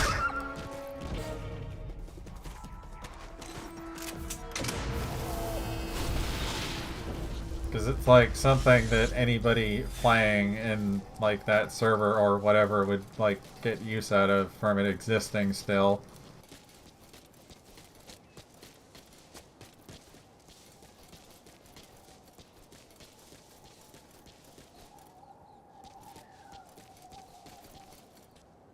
I mean, I think when Dragon's Dogma 2 came out, it didn't even have a concept of a second player slot.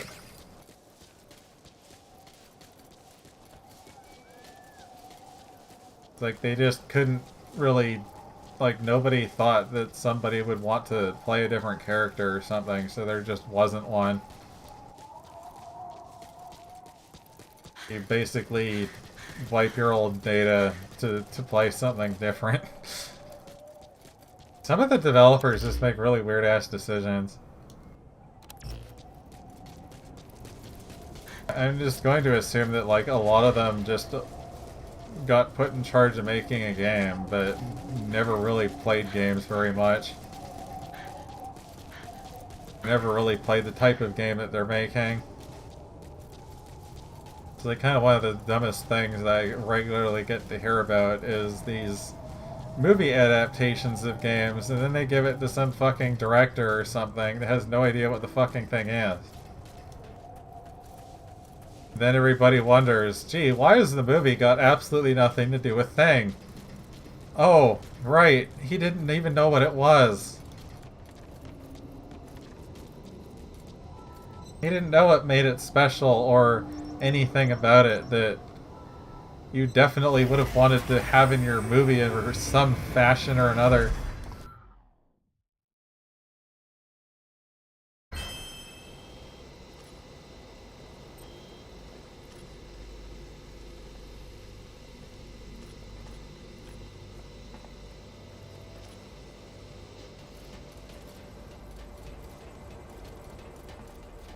It's like, there's the really simple things that I'll complain a lot about, just controls, key bindings, just anything under that umbrella.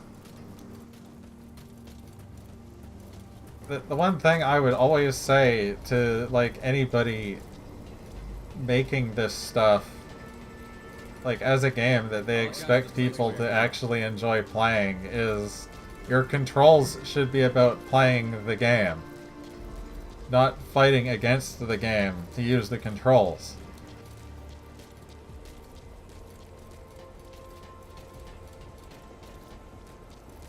Good work. We're able to make it back. And yeah, I have no idea how the controls work for, like, controller in this, but to me it feels like emulated controller on a keyboard and mouse. that's why the camera is so fucking jumpy, is because it's just it's something everybody does for some reason. They try to emulate the mouse as a controller, analog joystick.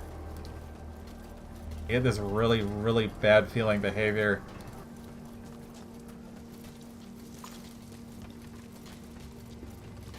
It's especially noticeable when you're on the turrets, because it moves so slowly when you're trying to aim.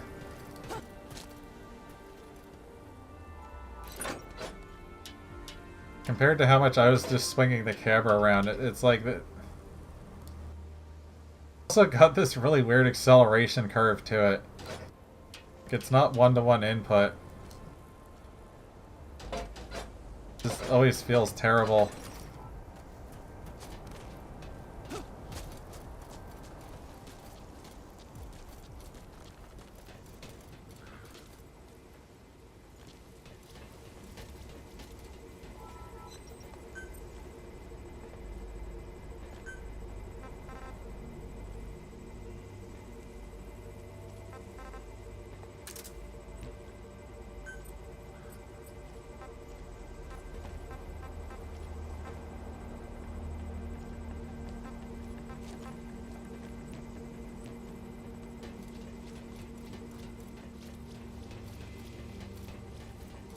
I have auto aim turned off. I think there is an option for auto aim in this anyways, yeah. Auto aim correction.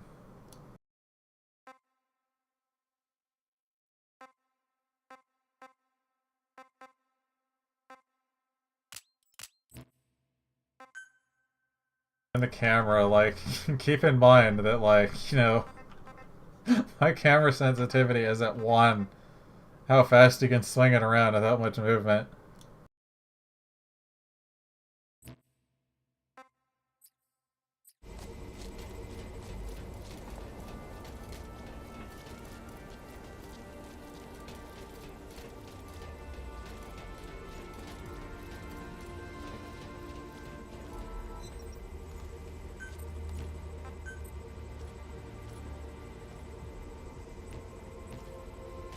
Yeah, I'm like only allowed one more person.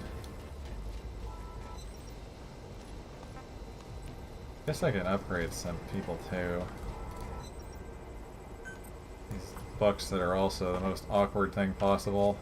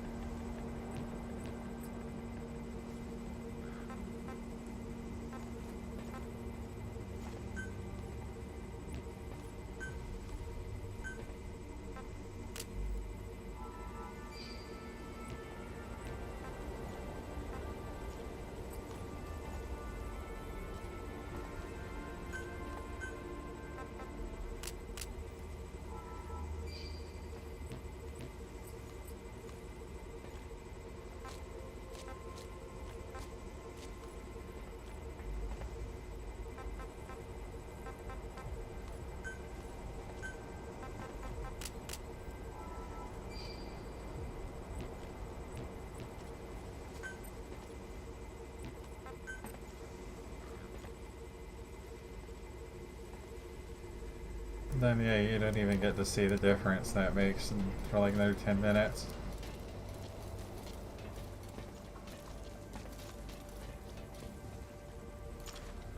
Get yourself back here safely.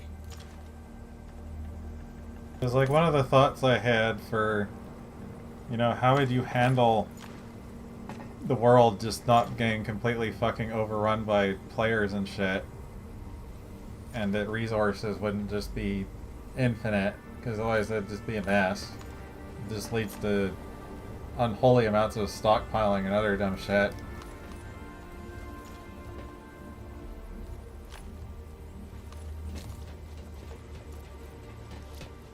So the idea there was that the world would rewind itself eventually. like, the world would get more scarce and more hostile as time went on until it rewound. But you could also set your base up in such a way that you could resist this effect in limited areas. But it would also mean, like, you know, going out and about would be more hostile. Because this would be a dangerous effect to a person. Glad you're back okay.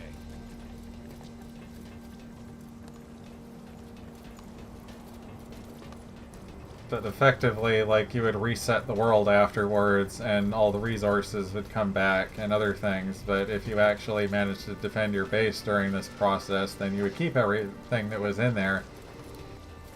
Which would be otherwise limited, so you can't just hoard for life. It just doesn't lead anywhere good.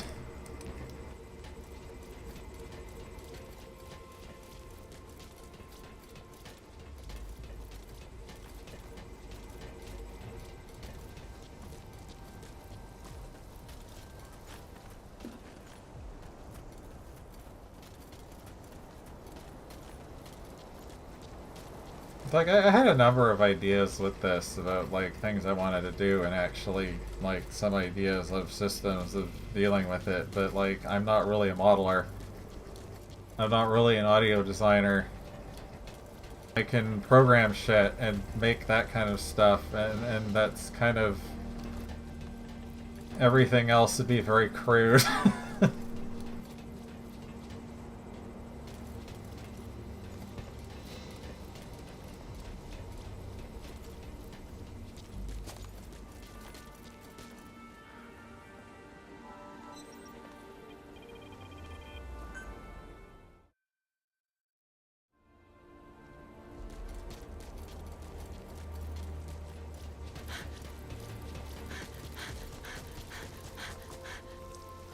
Hey, I have a favor to ask.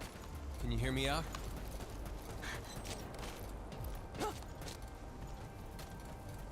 I have a favor to ask, Captain.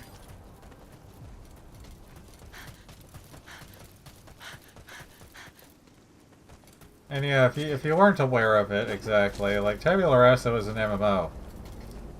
So I have you a had, favor to like, ask, Captain. persistent world and just the usual, and dungeons and other stuff that ended up coming later to a degree. Well, that was more endgame. There was always dungeons.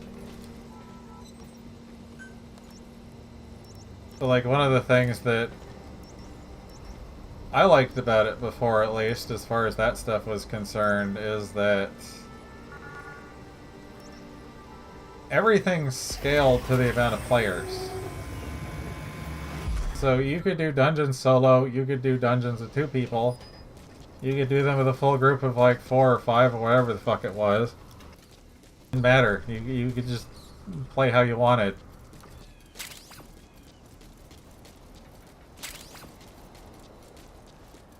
Whereas most games out there would just, like, try and desperately find a way to penalize you for not playing with other people. That's how most of them work now.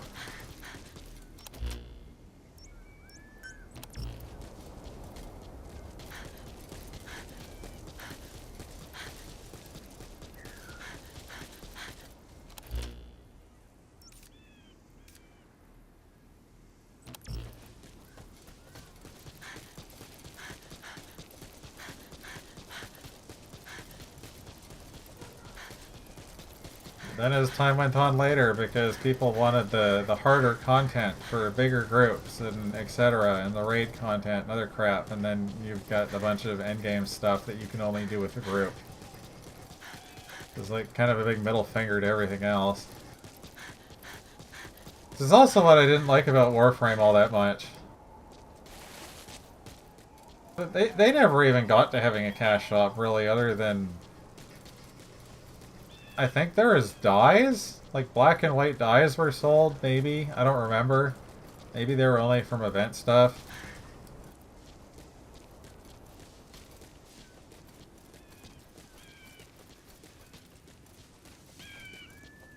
Which I guess is one of the funny things I can say is that Richard Garriott gave me dyes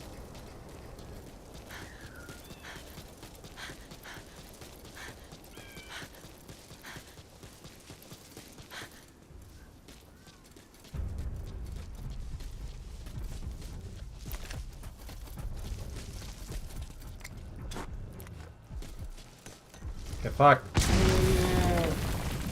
That killed him.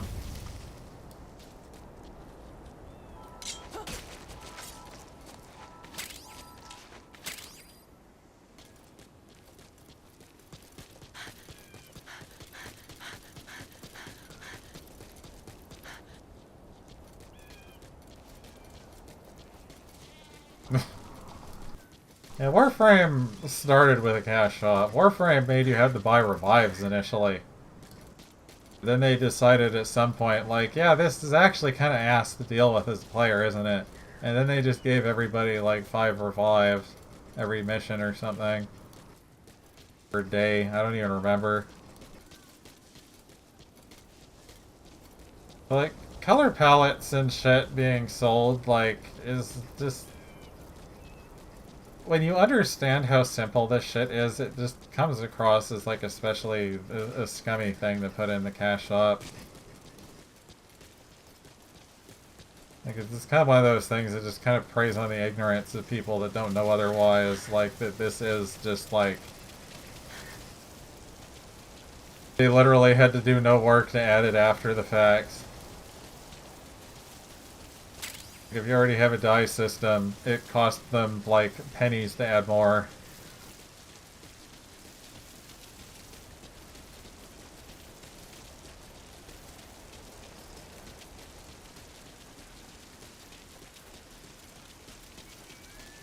Yeah, that's why I had the whole idea about this, is I wanted to make a game I wanted to play, because honestly, like even what you've said before, like, you know, play something you enjoy. The problem is I've had a hard time finding something I just like plainly want to enjoy day to day. That I can just like go on and want to do stuff on it. Like that was Warframe for a while. That was PlanetSide 2 for a while. It was World of Warcraft for a while. It was Final Fantasy 14 for a while, and I kind of wanted to get back into 14 at some point, but...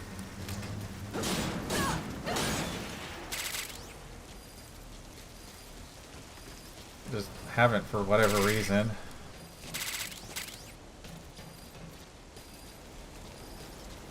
Still poke my head in there every now and then. I just haven't sat down and done anything. Also because my inventory is a nightmare.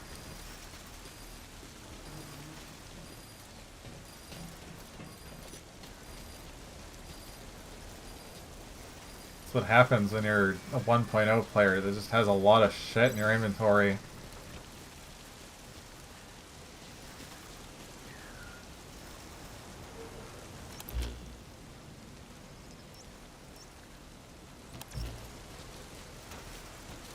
But there's just so many games that are either you can only play the multiplayer, like Helldivers, otherwise you're gonna just get absolutely fucked. Or they've just always got their fucking hand out for money for really trivial shit.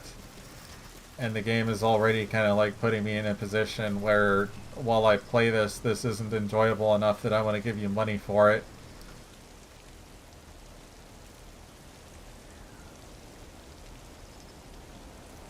Like, I'd never pay a dime for anything in this, extra than just the game.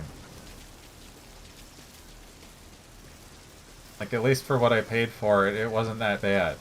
Like, it was something to do. The game didn't get in my way, like a lot of games do. Where there's just new things just added to piss you off and make the game a more frustrating experience. It's like every game feels like it has to do. The longer you... The more further into it you go, the more frustrating they add things. Or they just start adding things that like, oh yeah, we beat you over the head to play this way. For like your first 20 hours of playing this game, now we're going to add something that you can't do that anymore. You're actually penalized to do that now.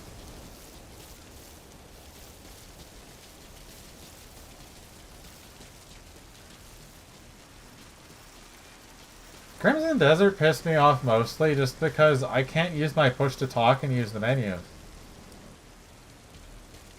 And that is just a constant reminder every time I want to look at a menu and I want to talk about something, I can't. I just have to either stop or put my fucking mouse on the other screen or just close the damn menu. from pushing talk, because Your fluid intake. Being dehydrated will affect your physical abilities. like almost all this is just like things I'd say generally about like every kind of game.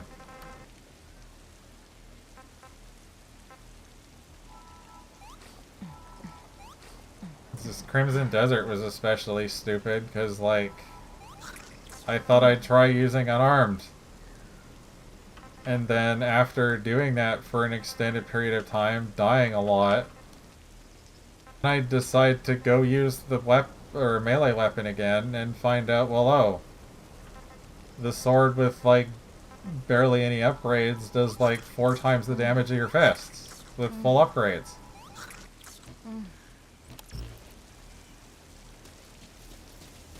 That also made the game even more frustrating, is because it just became a chore to kill anything. And that quarry had so many fucking things it wanted you to kill.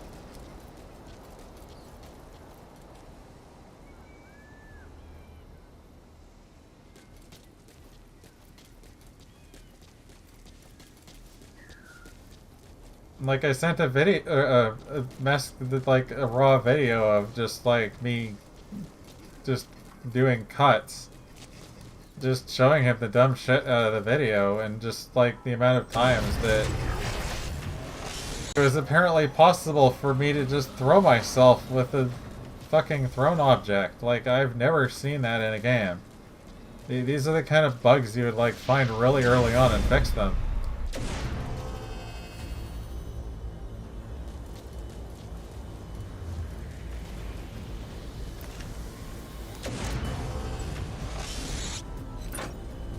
I guess this has twice the ammo.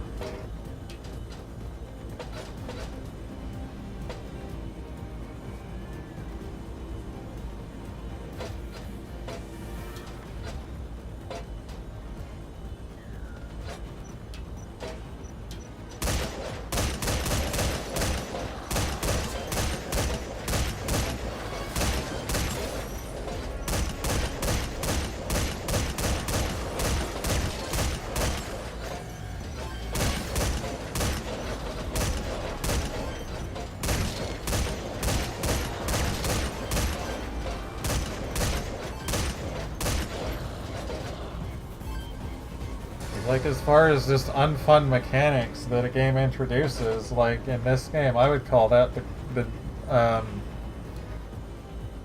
grabbers. They just decide, like, oh, you're not allowed to run through these areas anymore.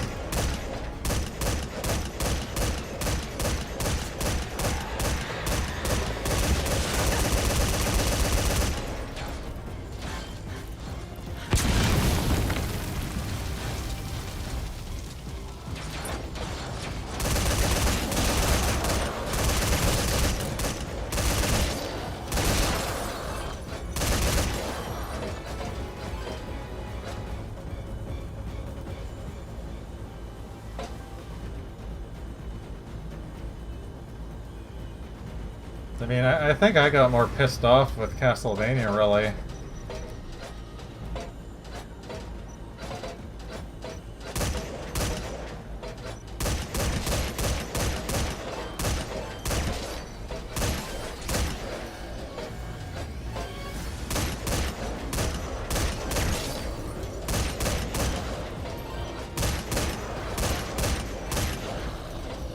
I think I would have been better off not knowing those Game Boy games existed.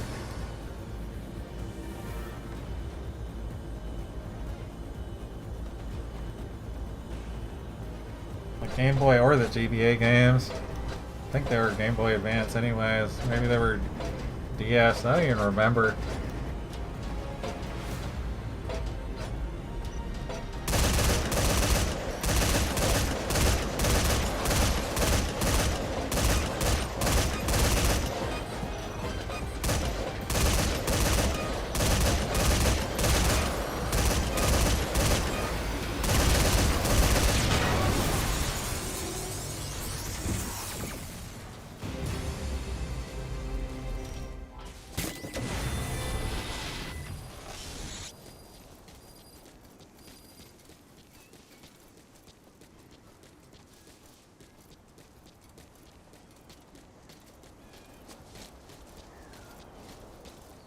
I think for like all the games I've played, I think I've only just like plainly uninstalled a few of them. Like not that very many. Without finishing them because I just got like so sick and tired of what the game was like trying to make you do.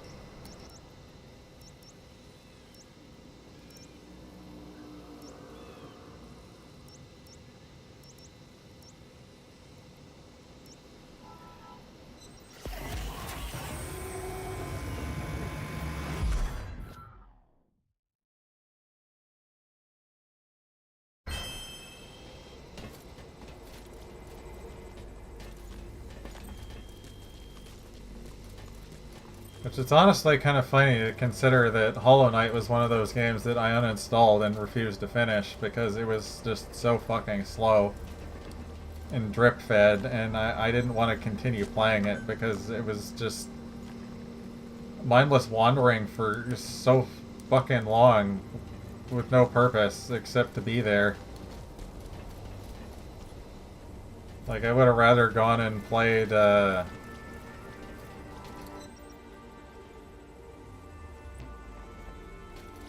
what even was it now? I mixed them both up.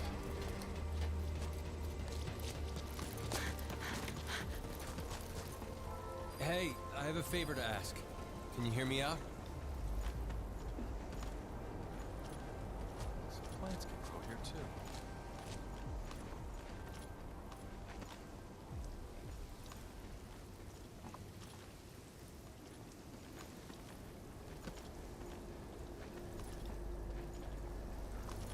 Yeah, like Ender Lilies and Ender Magnolia, like I would have rather just gone and played those again. That was already after having played Ender Magnolia twice.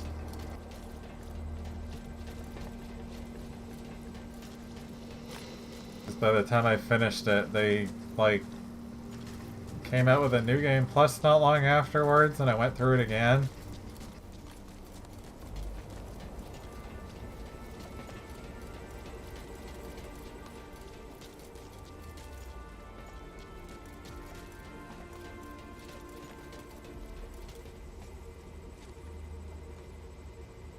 It's like, as much as I hate games that have contact damage and shit, like Ender Lilies was still not that bad to play. And then Ender Magnolia just got rid of contact damage.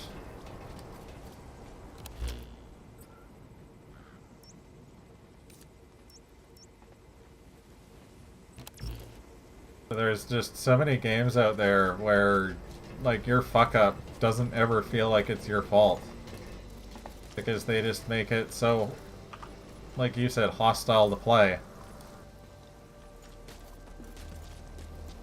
Like, either the controls are really awkward, it's really easy to make mistakes, or even as I saw someone else, like, made a comment about Crimson Desert before, where it was like, someone was posting a video of them going through on hard and saying how they liked it and this and that, and another guy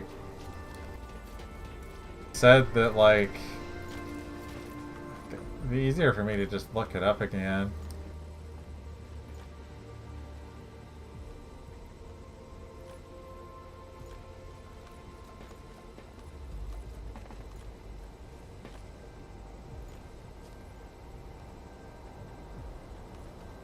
Cause yeah, one guy was like, he liked the hard mode and how it added all this secondary enemy behavior and stuff, and the factions all have their own stuff, and they try to be more avoidant of you, which is probably why I saw a lot of really weird ass shit with the boss, just deciding to go in his escape maneuver constantly, even though I wasn't attacking him. And then someone responded to that, like, you know, just watching the video, looks like you barely have any control or precision over your character, and you just take a lot of chip damage because of that.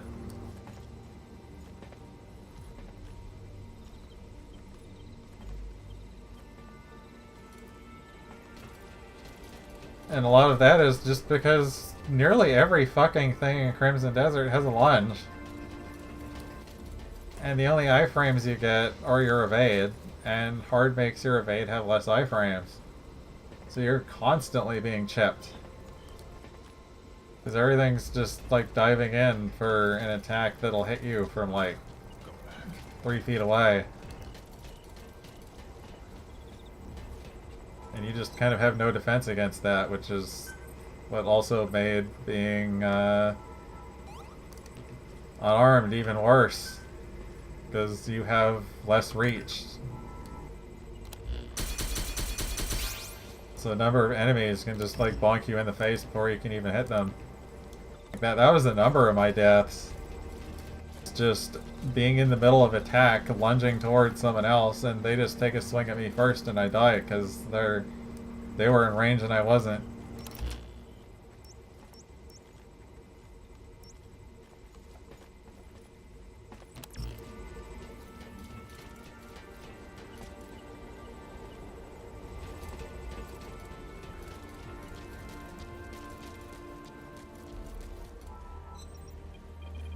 Yeah, give me that survivor.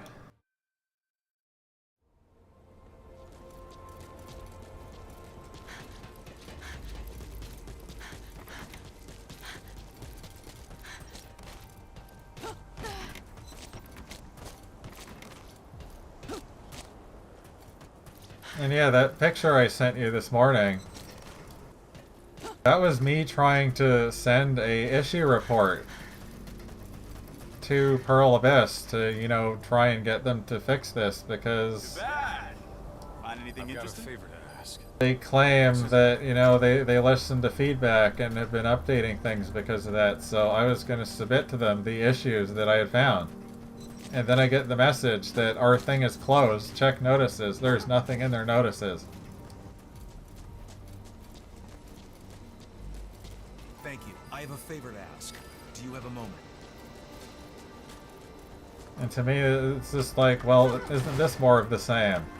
Developer that claims they're listening has a fucking closed feedback source. Plants can grow anywhere.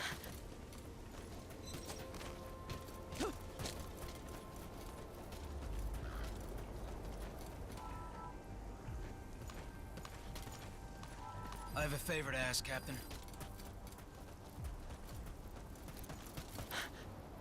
Hey, I've got a request for you.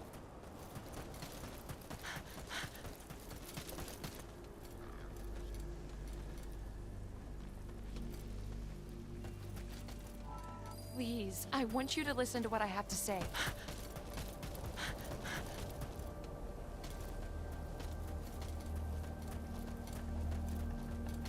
I'm not sure if you were there for that when I, like, actually, I think you were when I finally finished that quarry and I went to turn it in. And the dialogue I was rewarded with, If I didn't come here, because while some games just give you, like, you know, grunts or groans or whatever while they're talking, but they don't want to, like, voice, like, back-to-back lines.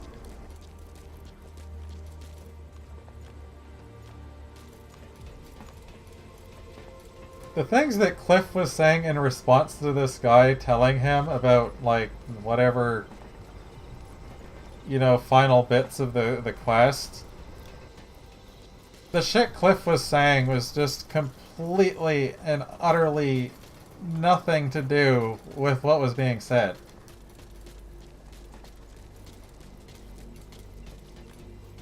I see you're leaving. Be careful. Like, it was by far the worst example of that I think I've ever seen. Because at least sometimes, like, they try to keep the lines generic enough so that doesn't happen, but they're like... This guy's talking about one thing, and then Cliff is, like, making comments about his ancestors, and I'm like... It had nothing to do with anything he just said at all.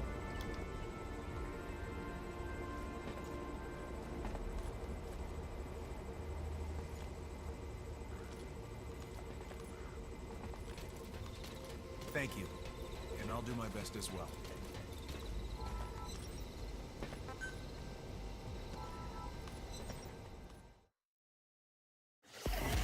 I don't remember enough about Monster Hunter to comment on that. I've only played World.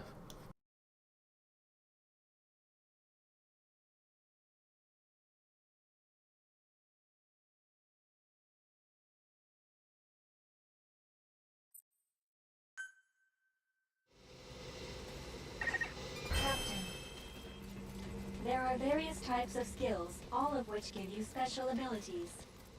Hey, I have a Making favor good to use ask. of these will increase hear your me out? chances of survival I've in got this a world. favor to ask. Will you listen? Hey, I need to ask you something. Can you please listen?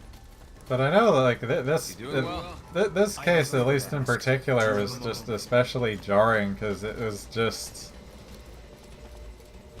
Hey, I like have a favor to this ask. seemed like a more significant kind of quest you were doing, like not really just some minor thing.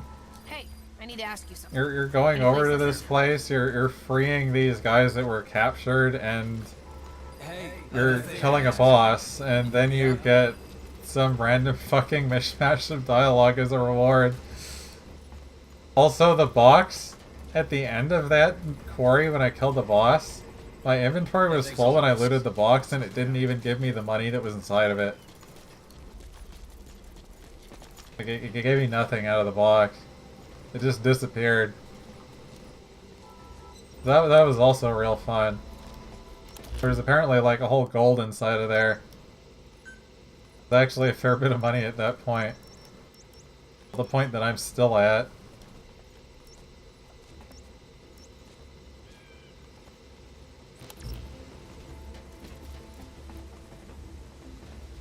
And then that one spot where...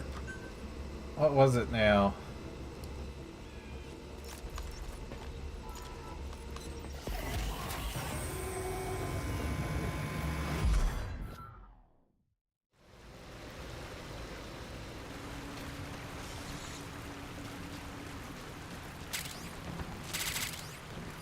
Yeah, that spot where I was saying that an invisible fire killed me.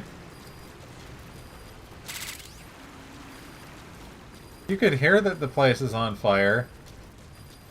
If you were paying close attention, aka not trying to not get killed,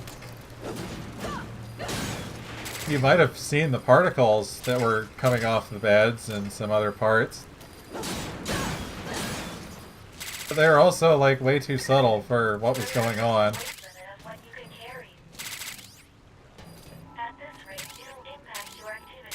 Like this whole building was on fire, but you couldn't see that it was on fire.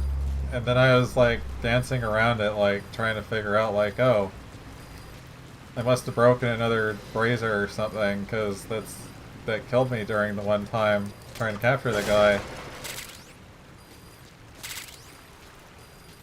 And then next thing I know, I was engulfed in flames and died, because actually the entire house was on fire. I just couldn't see it.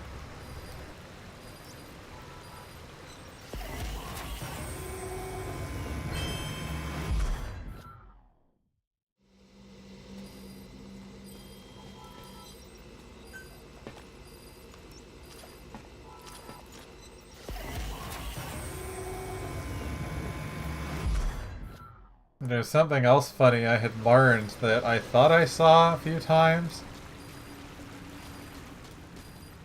Is the game is using parallax mapping on everything, so you get a lot of really funny issues on glancing angles on any kind of geometry. Because they made it all inflate the geometry, what it actually does is every time someone would have otherwise like collided with the ground, either standing on it or leaning against it, they're now always going to be inside of it. Because it's inflating it so much. They also inflated it so much that the little detailed geometry they add around the world, like little gravel or pebbles or stones around like a cliff edge or something to kind of mask that it's just a cliff edge going into the ground. The displacement effect actually makes it completely swallow those stones and makes it look worse.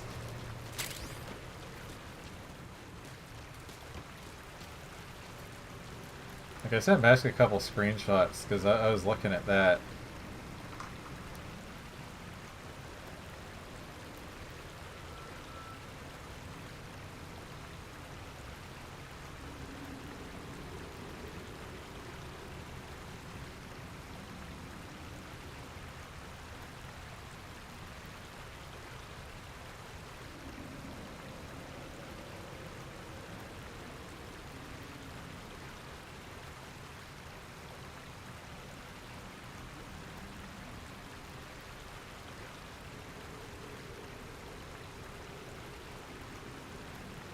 Now I can't even find them.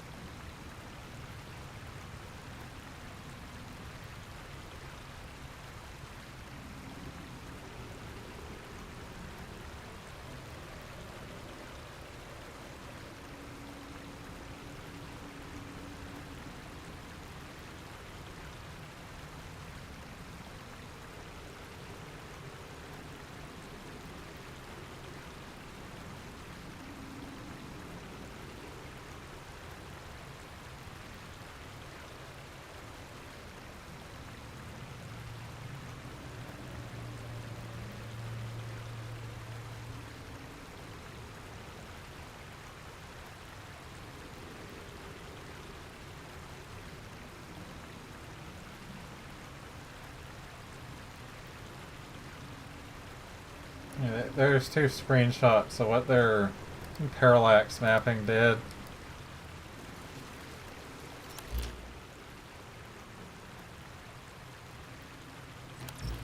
Everybody's praising this as new and innovative and shaking up the art industry and all this other stupid nonsense, instead of just using tessellation or a nanite kind of solution.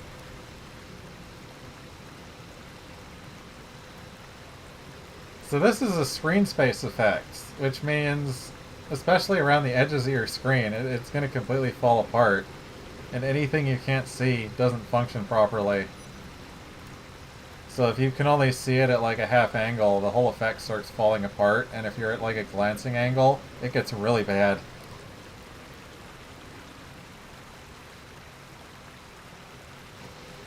And that's what I was trying to like show off on a couple times, because like Esk especially knows what I'm talking about because he's like messed around with it before. But parallax was generally only used on the terrain ground because it has really restrictive viewing angles, or it'll start showing a lot of weird defects. And Pearl Abyss decided they were going to use it on like literally everything in the game. So there's actually like cutscene camera angles. Hello, spiders. There's actually cutscene camera angles that you can just plainly see holes through the geometry out into the skybox. There's some friends here.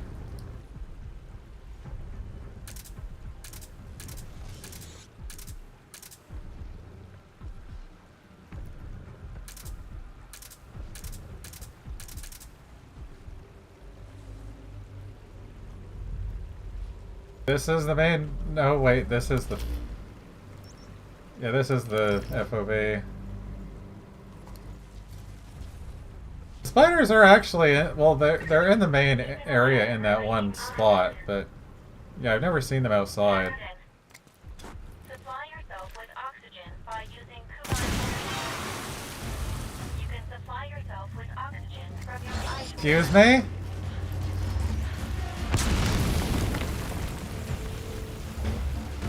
Grenade was over there.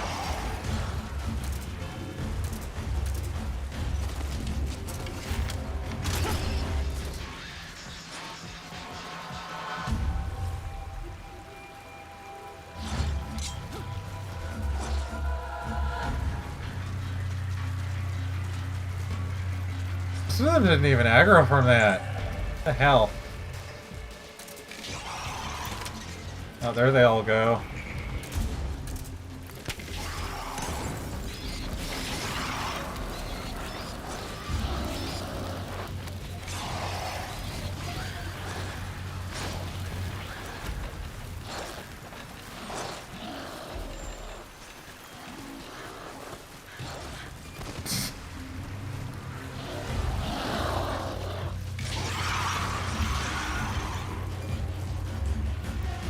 A lot of them still didn't aggro.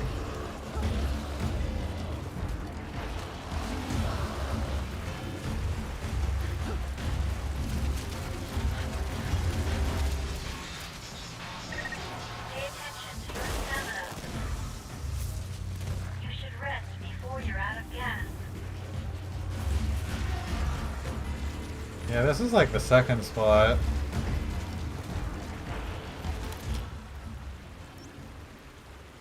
think I'm going the wrong way, but I can't know I'm actually going the right way.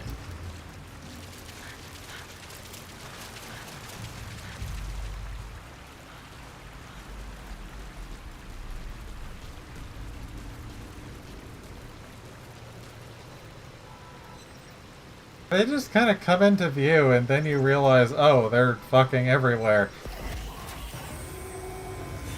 The first time I saw them in the forest and then never again, apparently.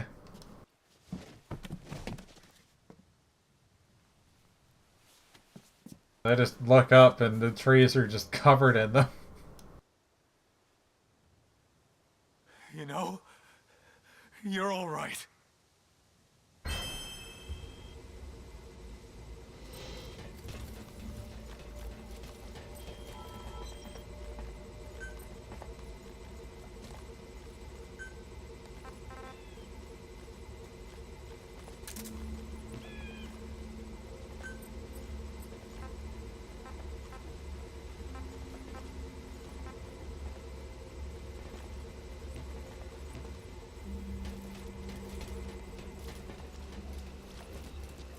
If I didn't come here, I wouldn't have made it. That's what I would assume, just from their sheer numbers they show up in.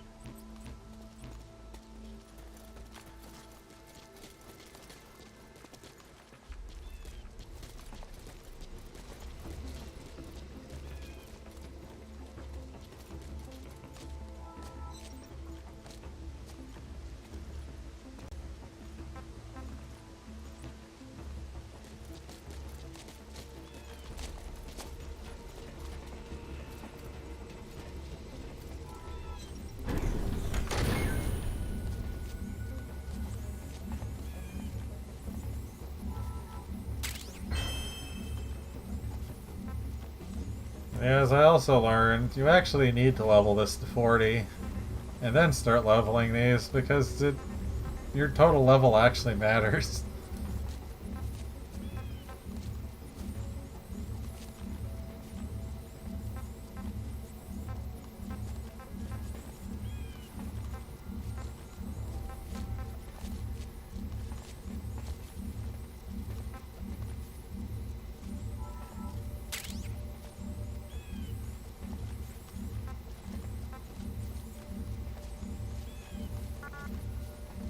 Wait, you have to equip this too? I didn't even realize that.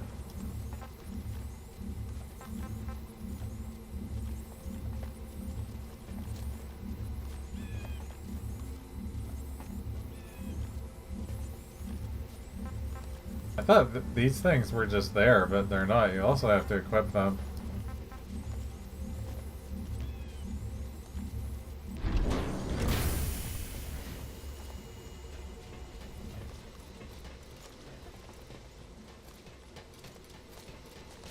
Sorry for needing Hey, protection. I have a favor to ask. Can you hear me out? So if I have 30 guys, what happens if I get 31?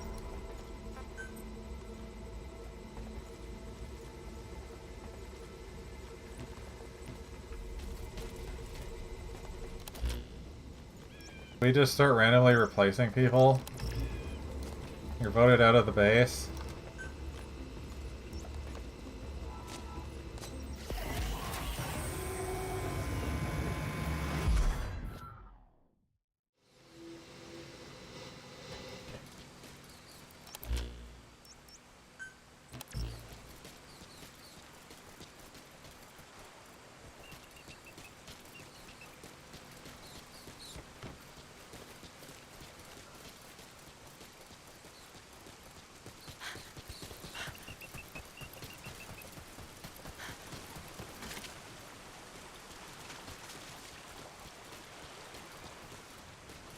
That's sort of the other thing too with like Crimson Desert is like I've played Black Desert quite a lot. So like I've already played something that Pearl Abyss has made. And while it was pretty jank a lot of the times, and its design was like pretty questionable because they went into a lot of the really lazy kind of hard countery designs for things, the game wasn't really just outright broken like Crimson Desert is. Like, it was almost like surprising to see and like just disappointing.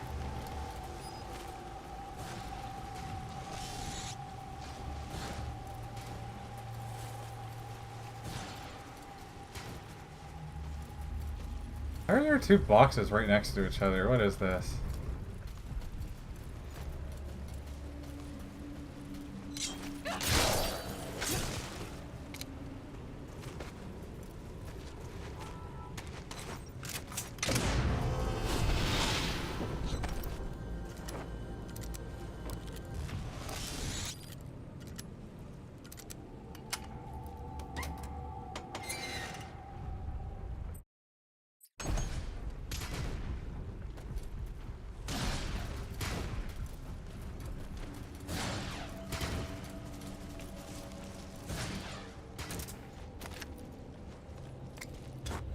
Hello, goodbye.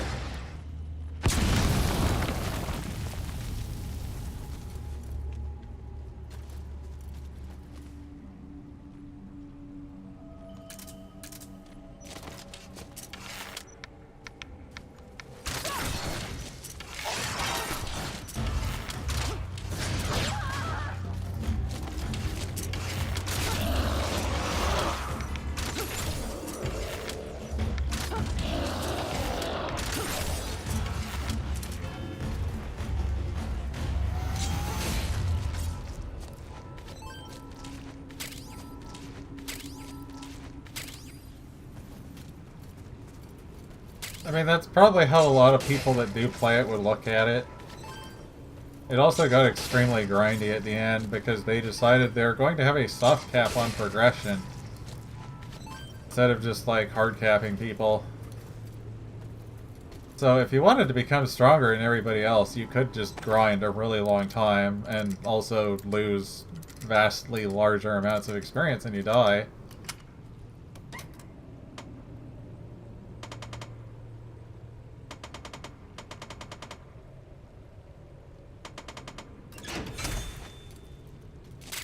People love losing time. By time I mean like multiple hours for a single death.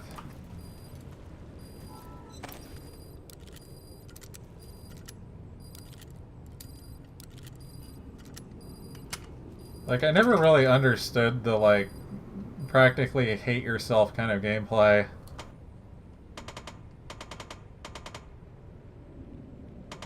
Just mechanic design.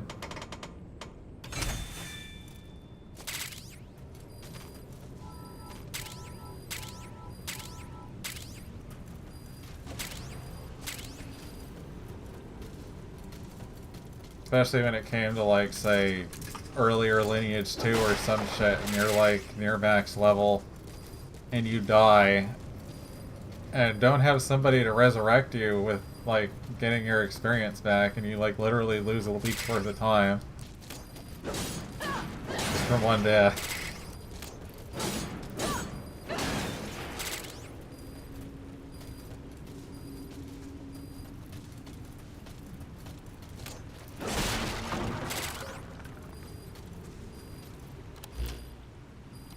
People play it.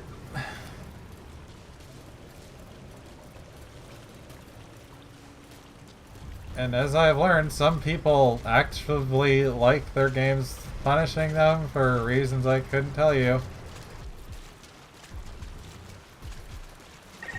Pay attention to your fluid intake. Kind of like boss death runs. People think it's like something to be proud of that I had to run 10 minutes back to this boss every time we died.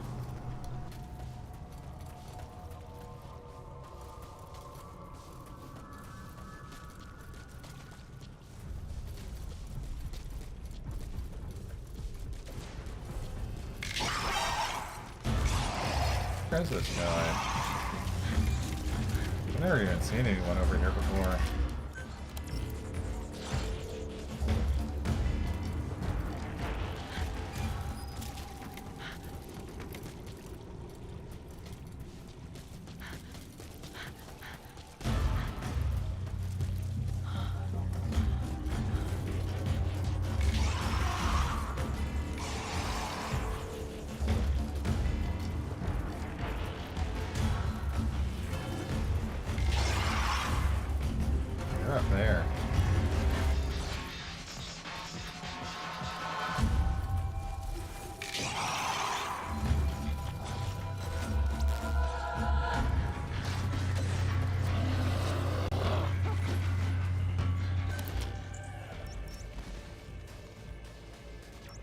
Despite, like, practically this whole area being lit, I don't have this one little spot.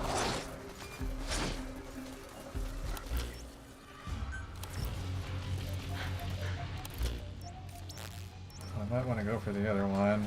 And then it lost connect signal again. Figure it out eventually.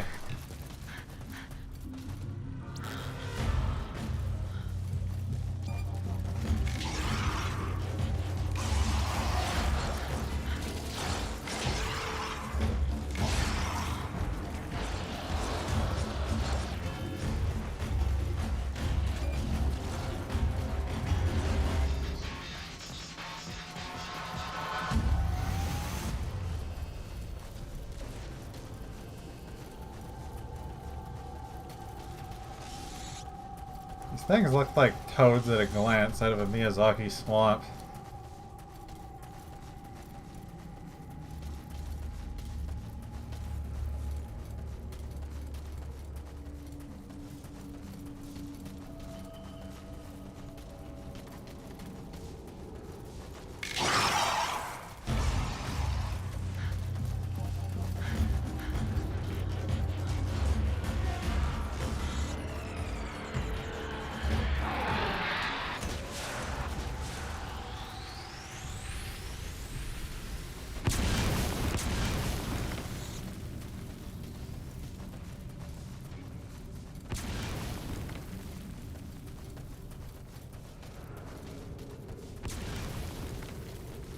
The one thing I'm kind of realizing now that's a little funny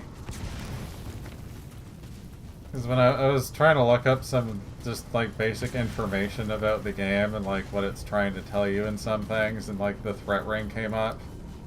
It just being described as like Snake's heightened awareness of like being a hardened combat veteran and shit. Then we're just literally nobody and just also have this. It's just a little funny. They're describing it that way.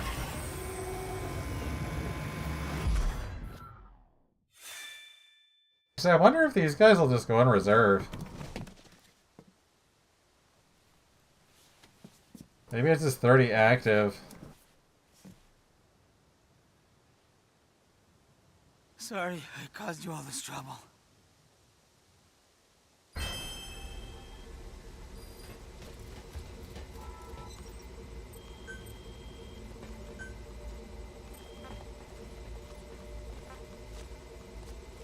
Oh, it'll actually let me have more dudes.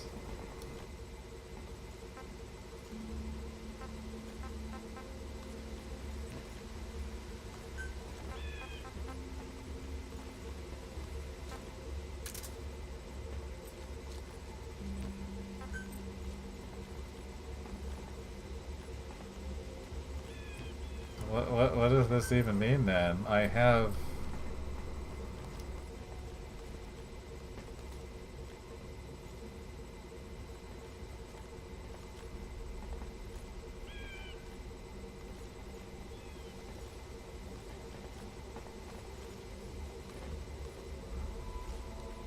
Huh?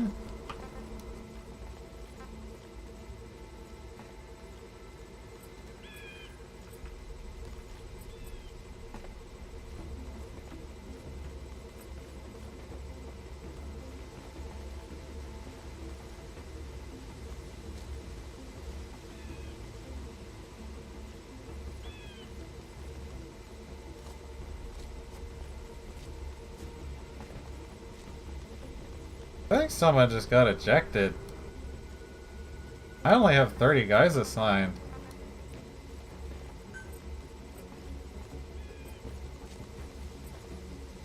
Unless that was the 30th. I thought that was like 31st that I just got.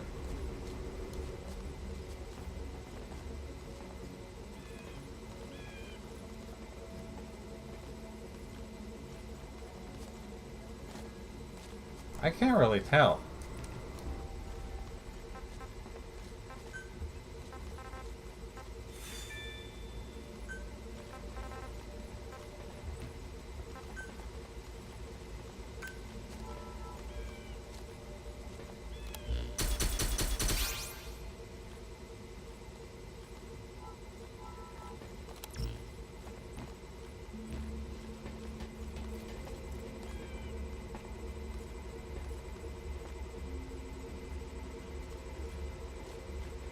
Switch I can also just scrub because I have that turned on.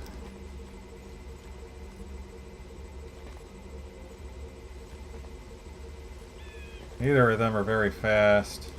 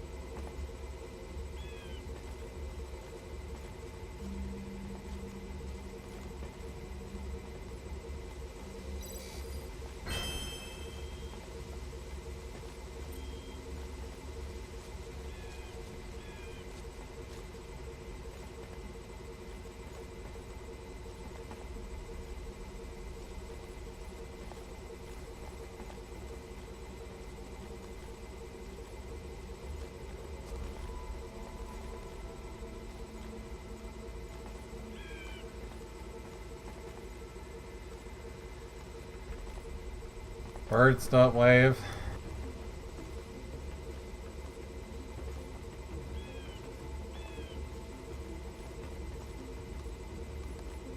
It's also the problem that my head's in the way.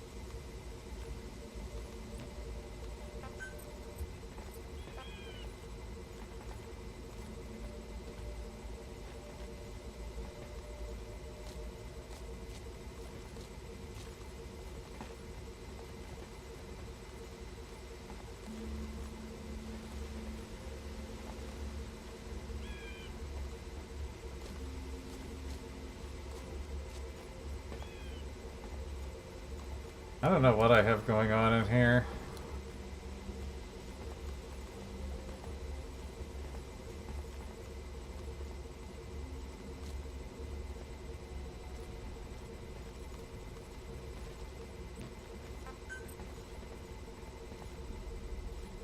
No?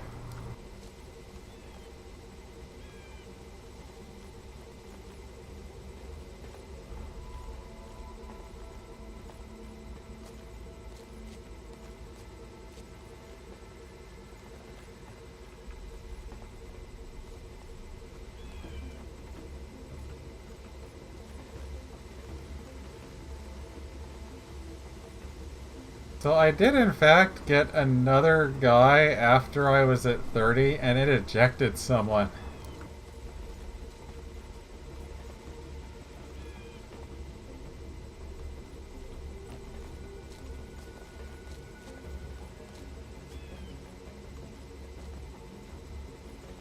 So if you just take another distress signal mission and pick the guy up, it just randomly kicks someone out.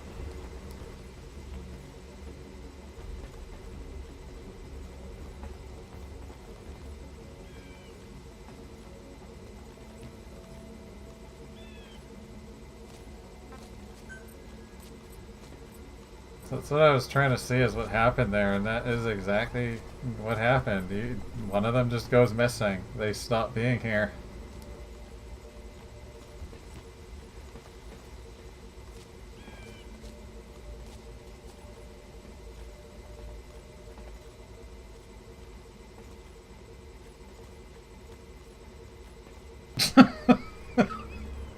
This is the commissar method, huh? You're not working hard enough.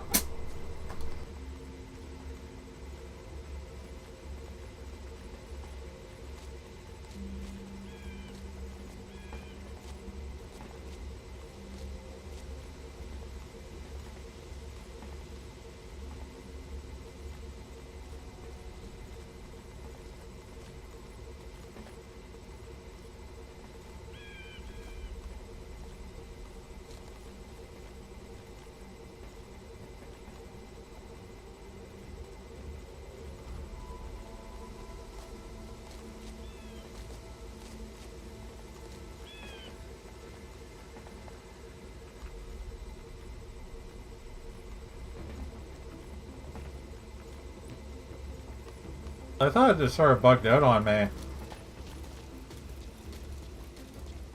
Or like the mission was already in queue to be grabbed or something before I grabbed the last guy, but no, it just kicks one out randomly. I see you're leaving. Be careful.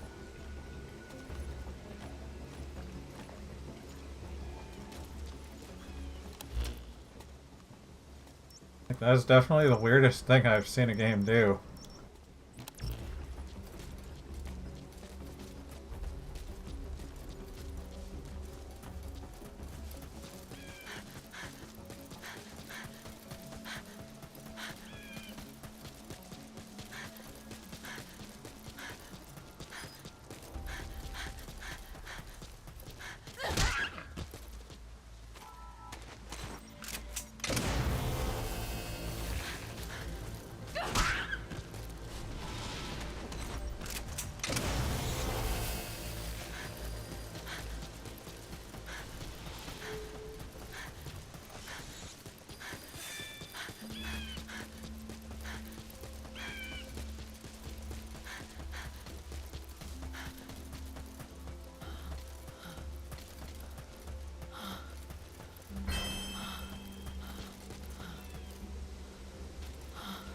Alright, be careful.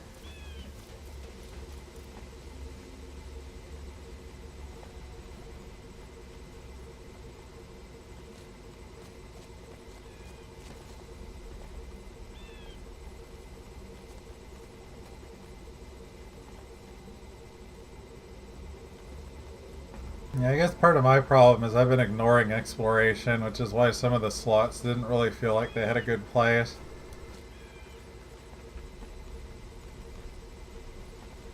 What the hell's a diver gonna do, though? You just gonna, like, go inside of one of the watering holes and just, like, shove his face in the mud?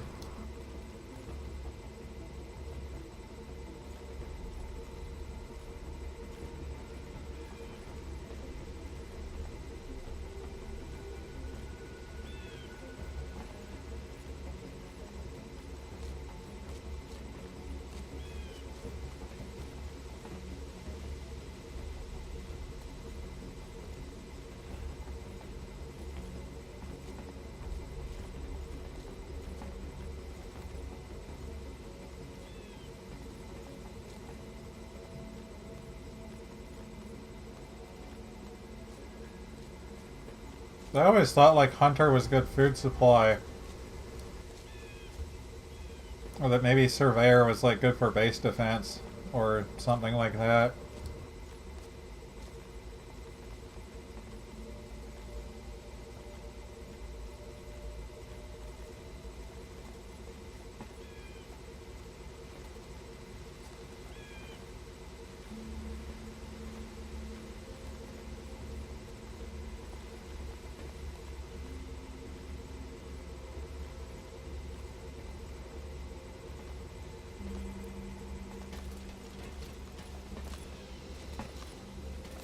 I see you're leaving. Be careful. I guess when you're sending guys to the soup dimension, it's not really considered hunting. I'm still around, thanks to you.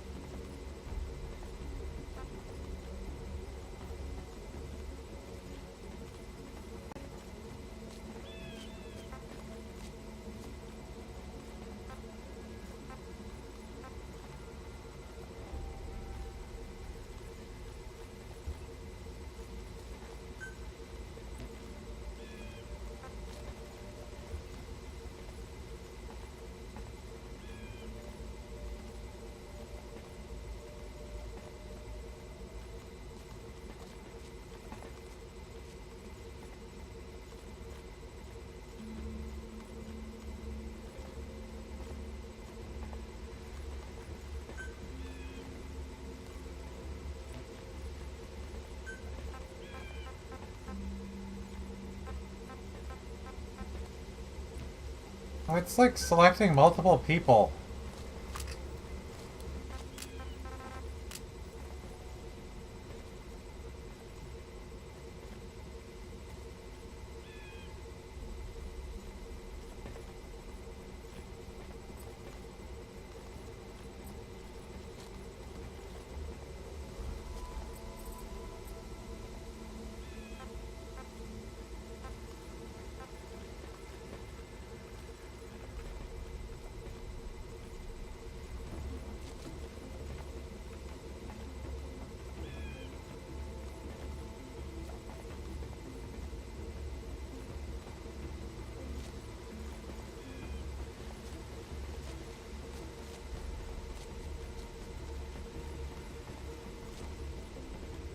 Man, I stick him in equipment development and he's just bitching.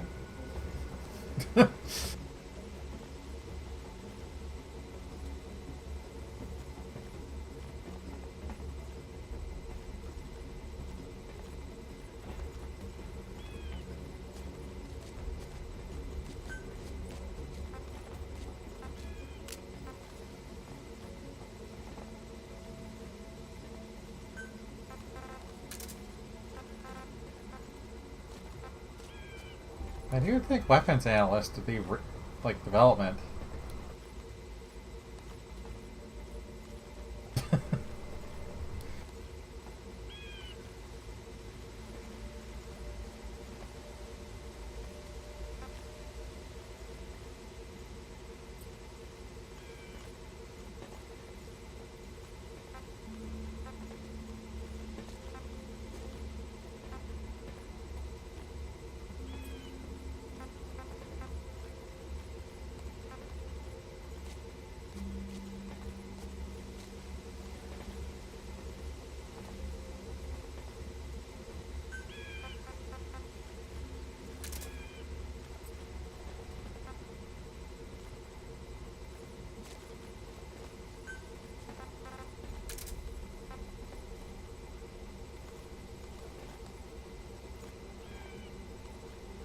already looking at that.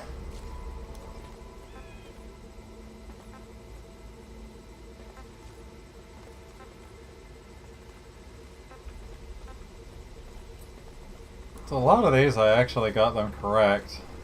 It's just the exploration ones that didn't make any sense. It was throwing me off.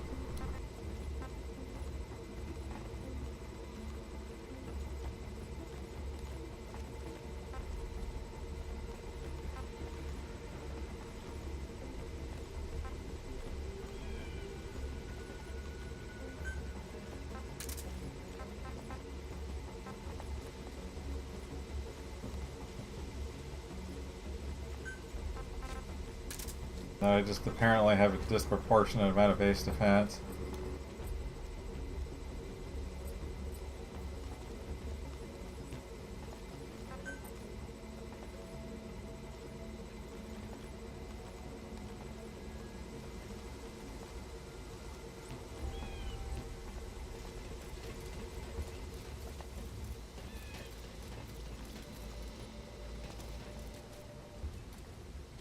Don't I have a forget to favor use that I want caution. you to listen to.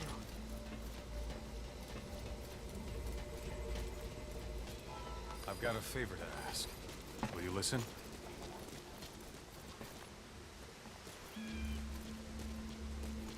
I still find it really funny that Crispin's voice is just some random ass NPCs.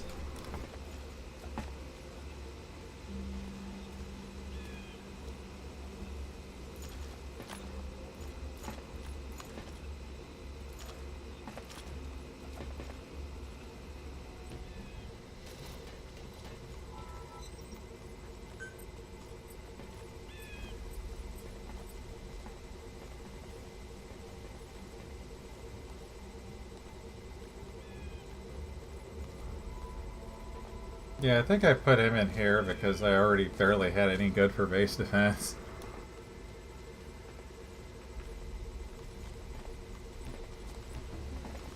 I was on the first stage of 4 because I haven't really been doing this daily.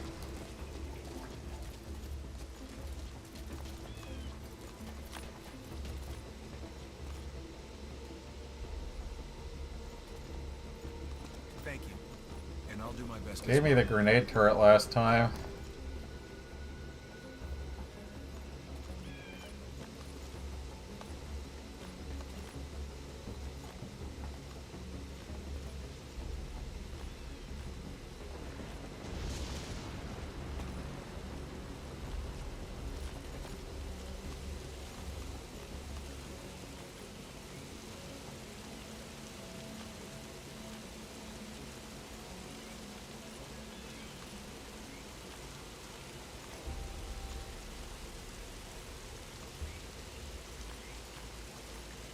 Now, the last two, I just threw the... I let them handle it, which resulted in just a few walls being broken and a bunch of damage.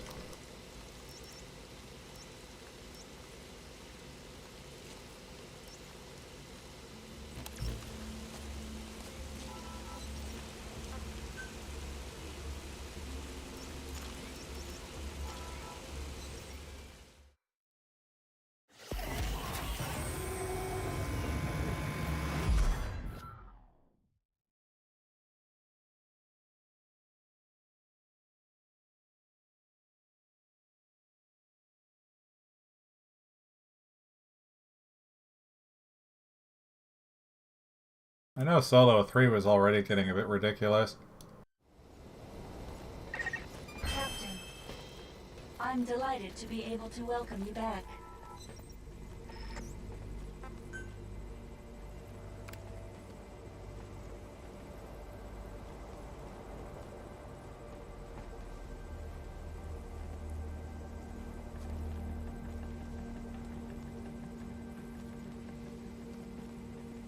I'm already kind of blowing way over the numbers at once right now.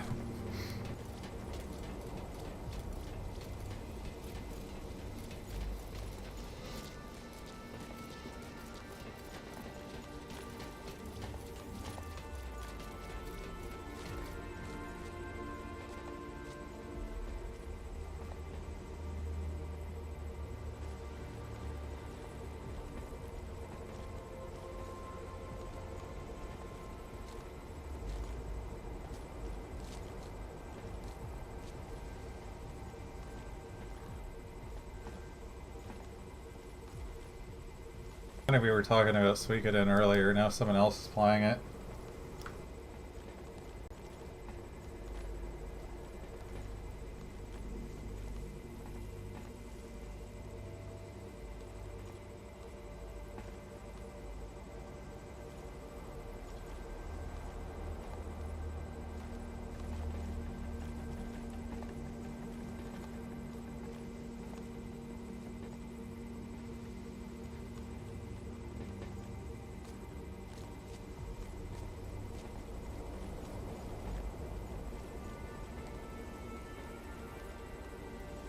Yeah, that's what I aimed for, and then it was just some wall damage and a few got broken.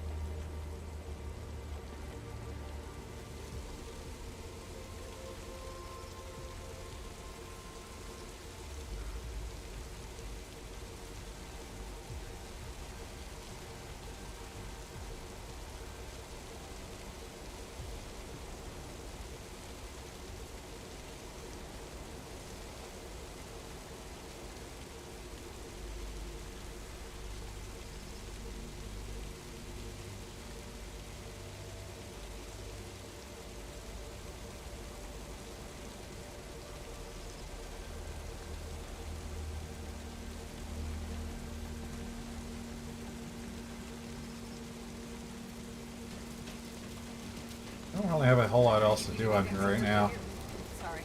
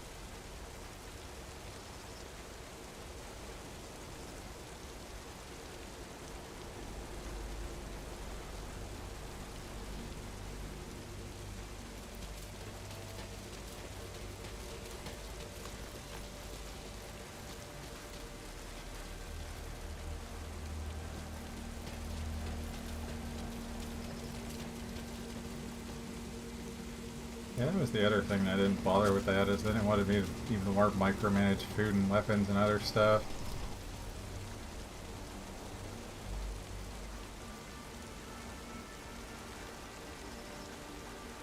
Just kind of ignored exploration.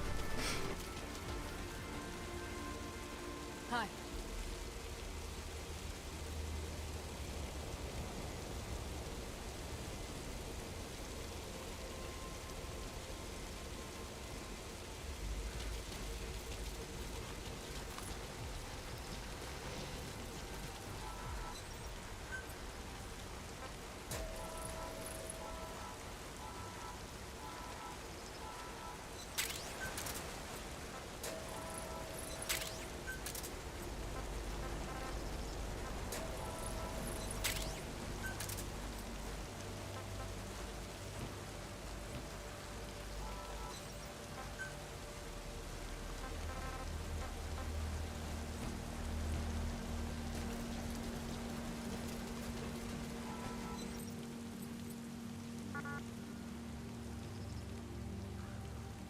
Yeah, this just keeps complaining about farms that I don't have food.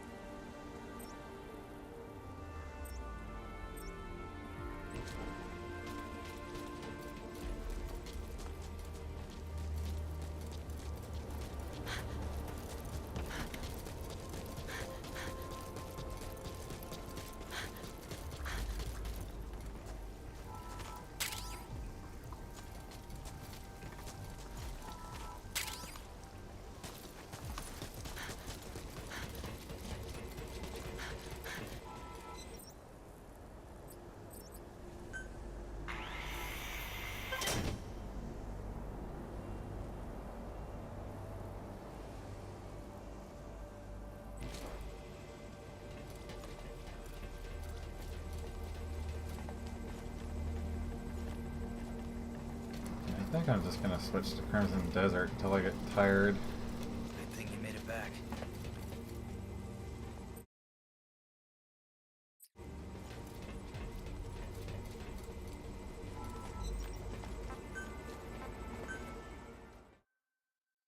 Some point later, there's gonna be D&D, because bullying.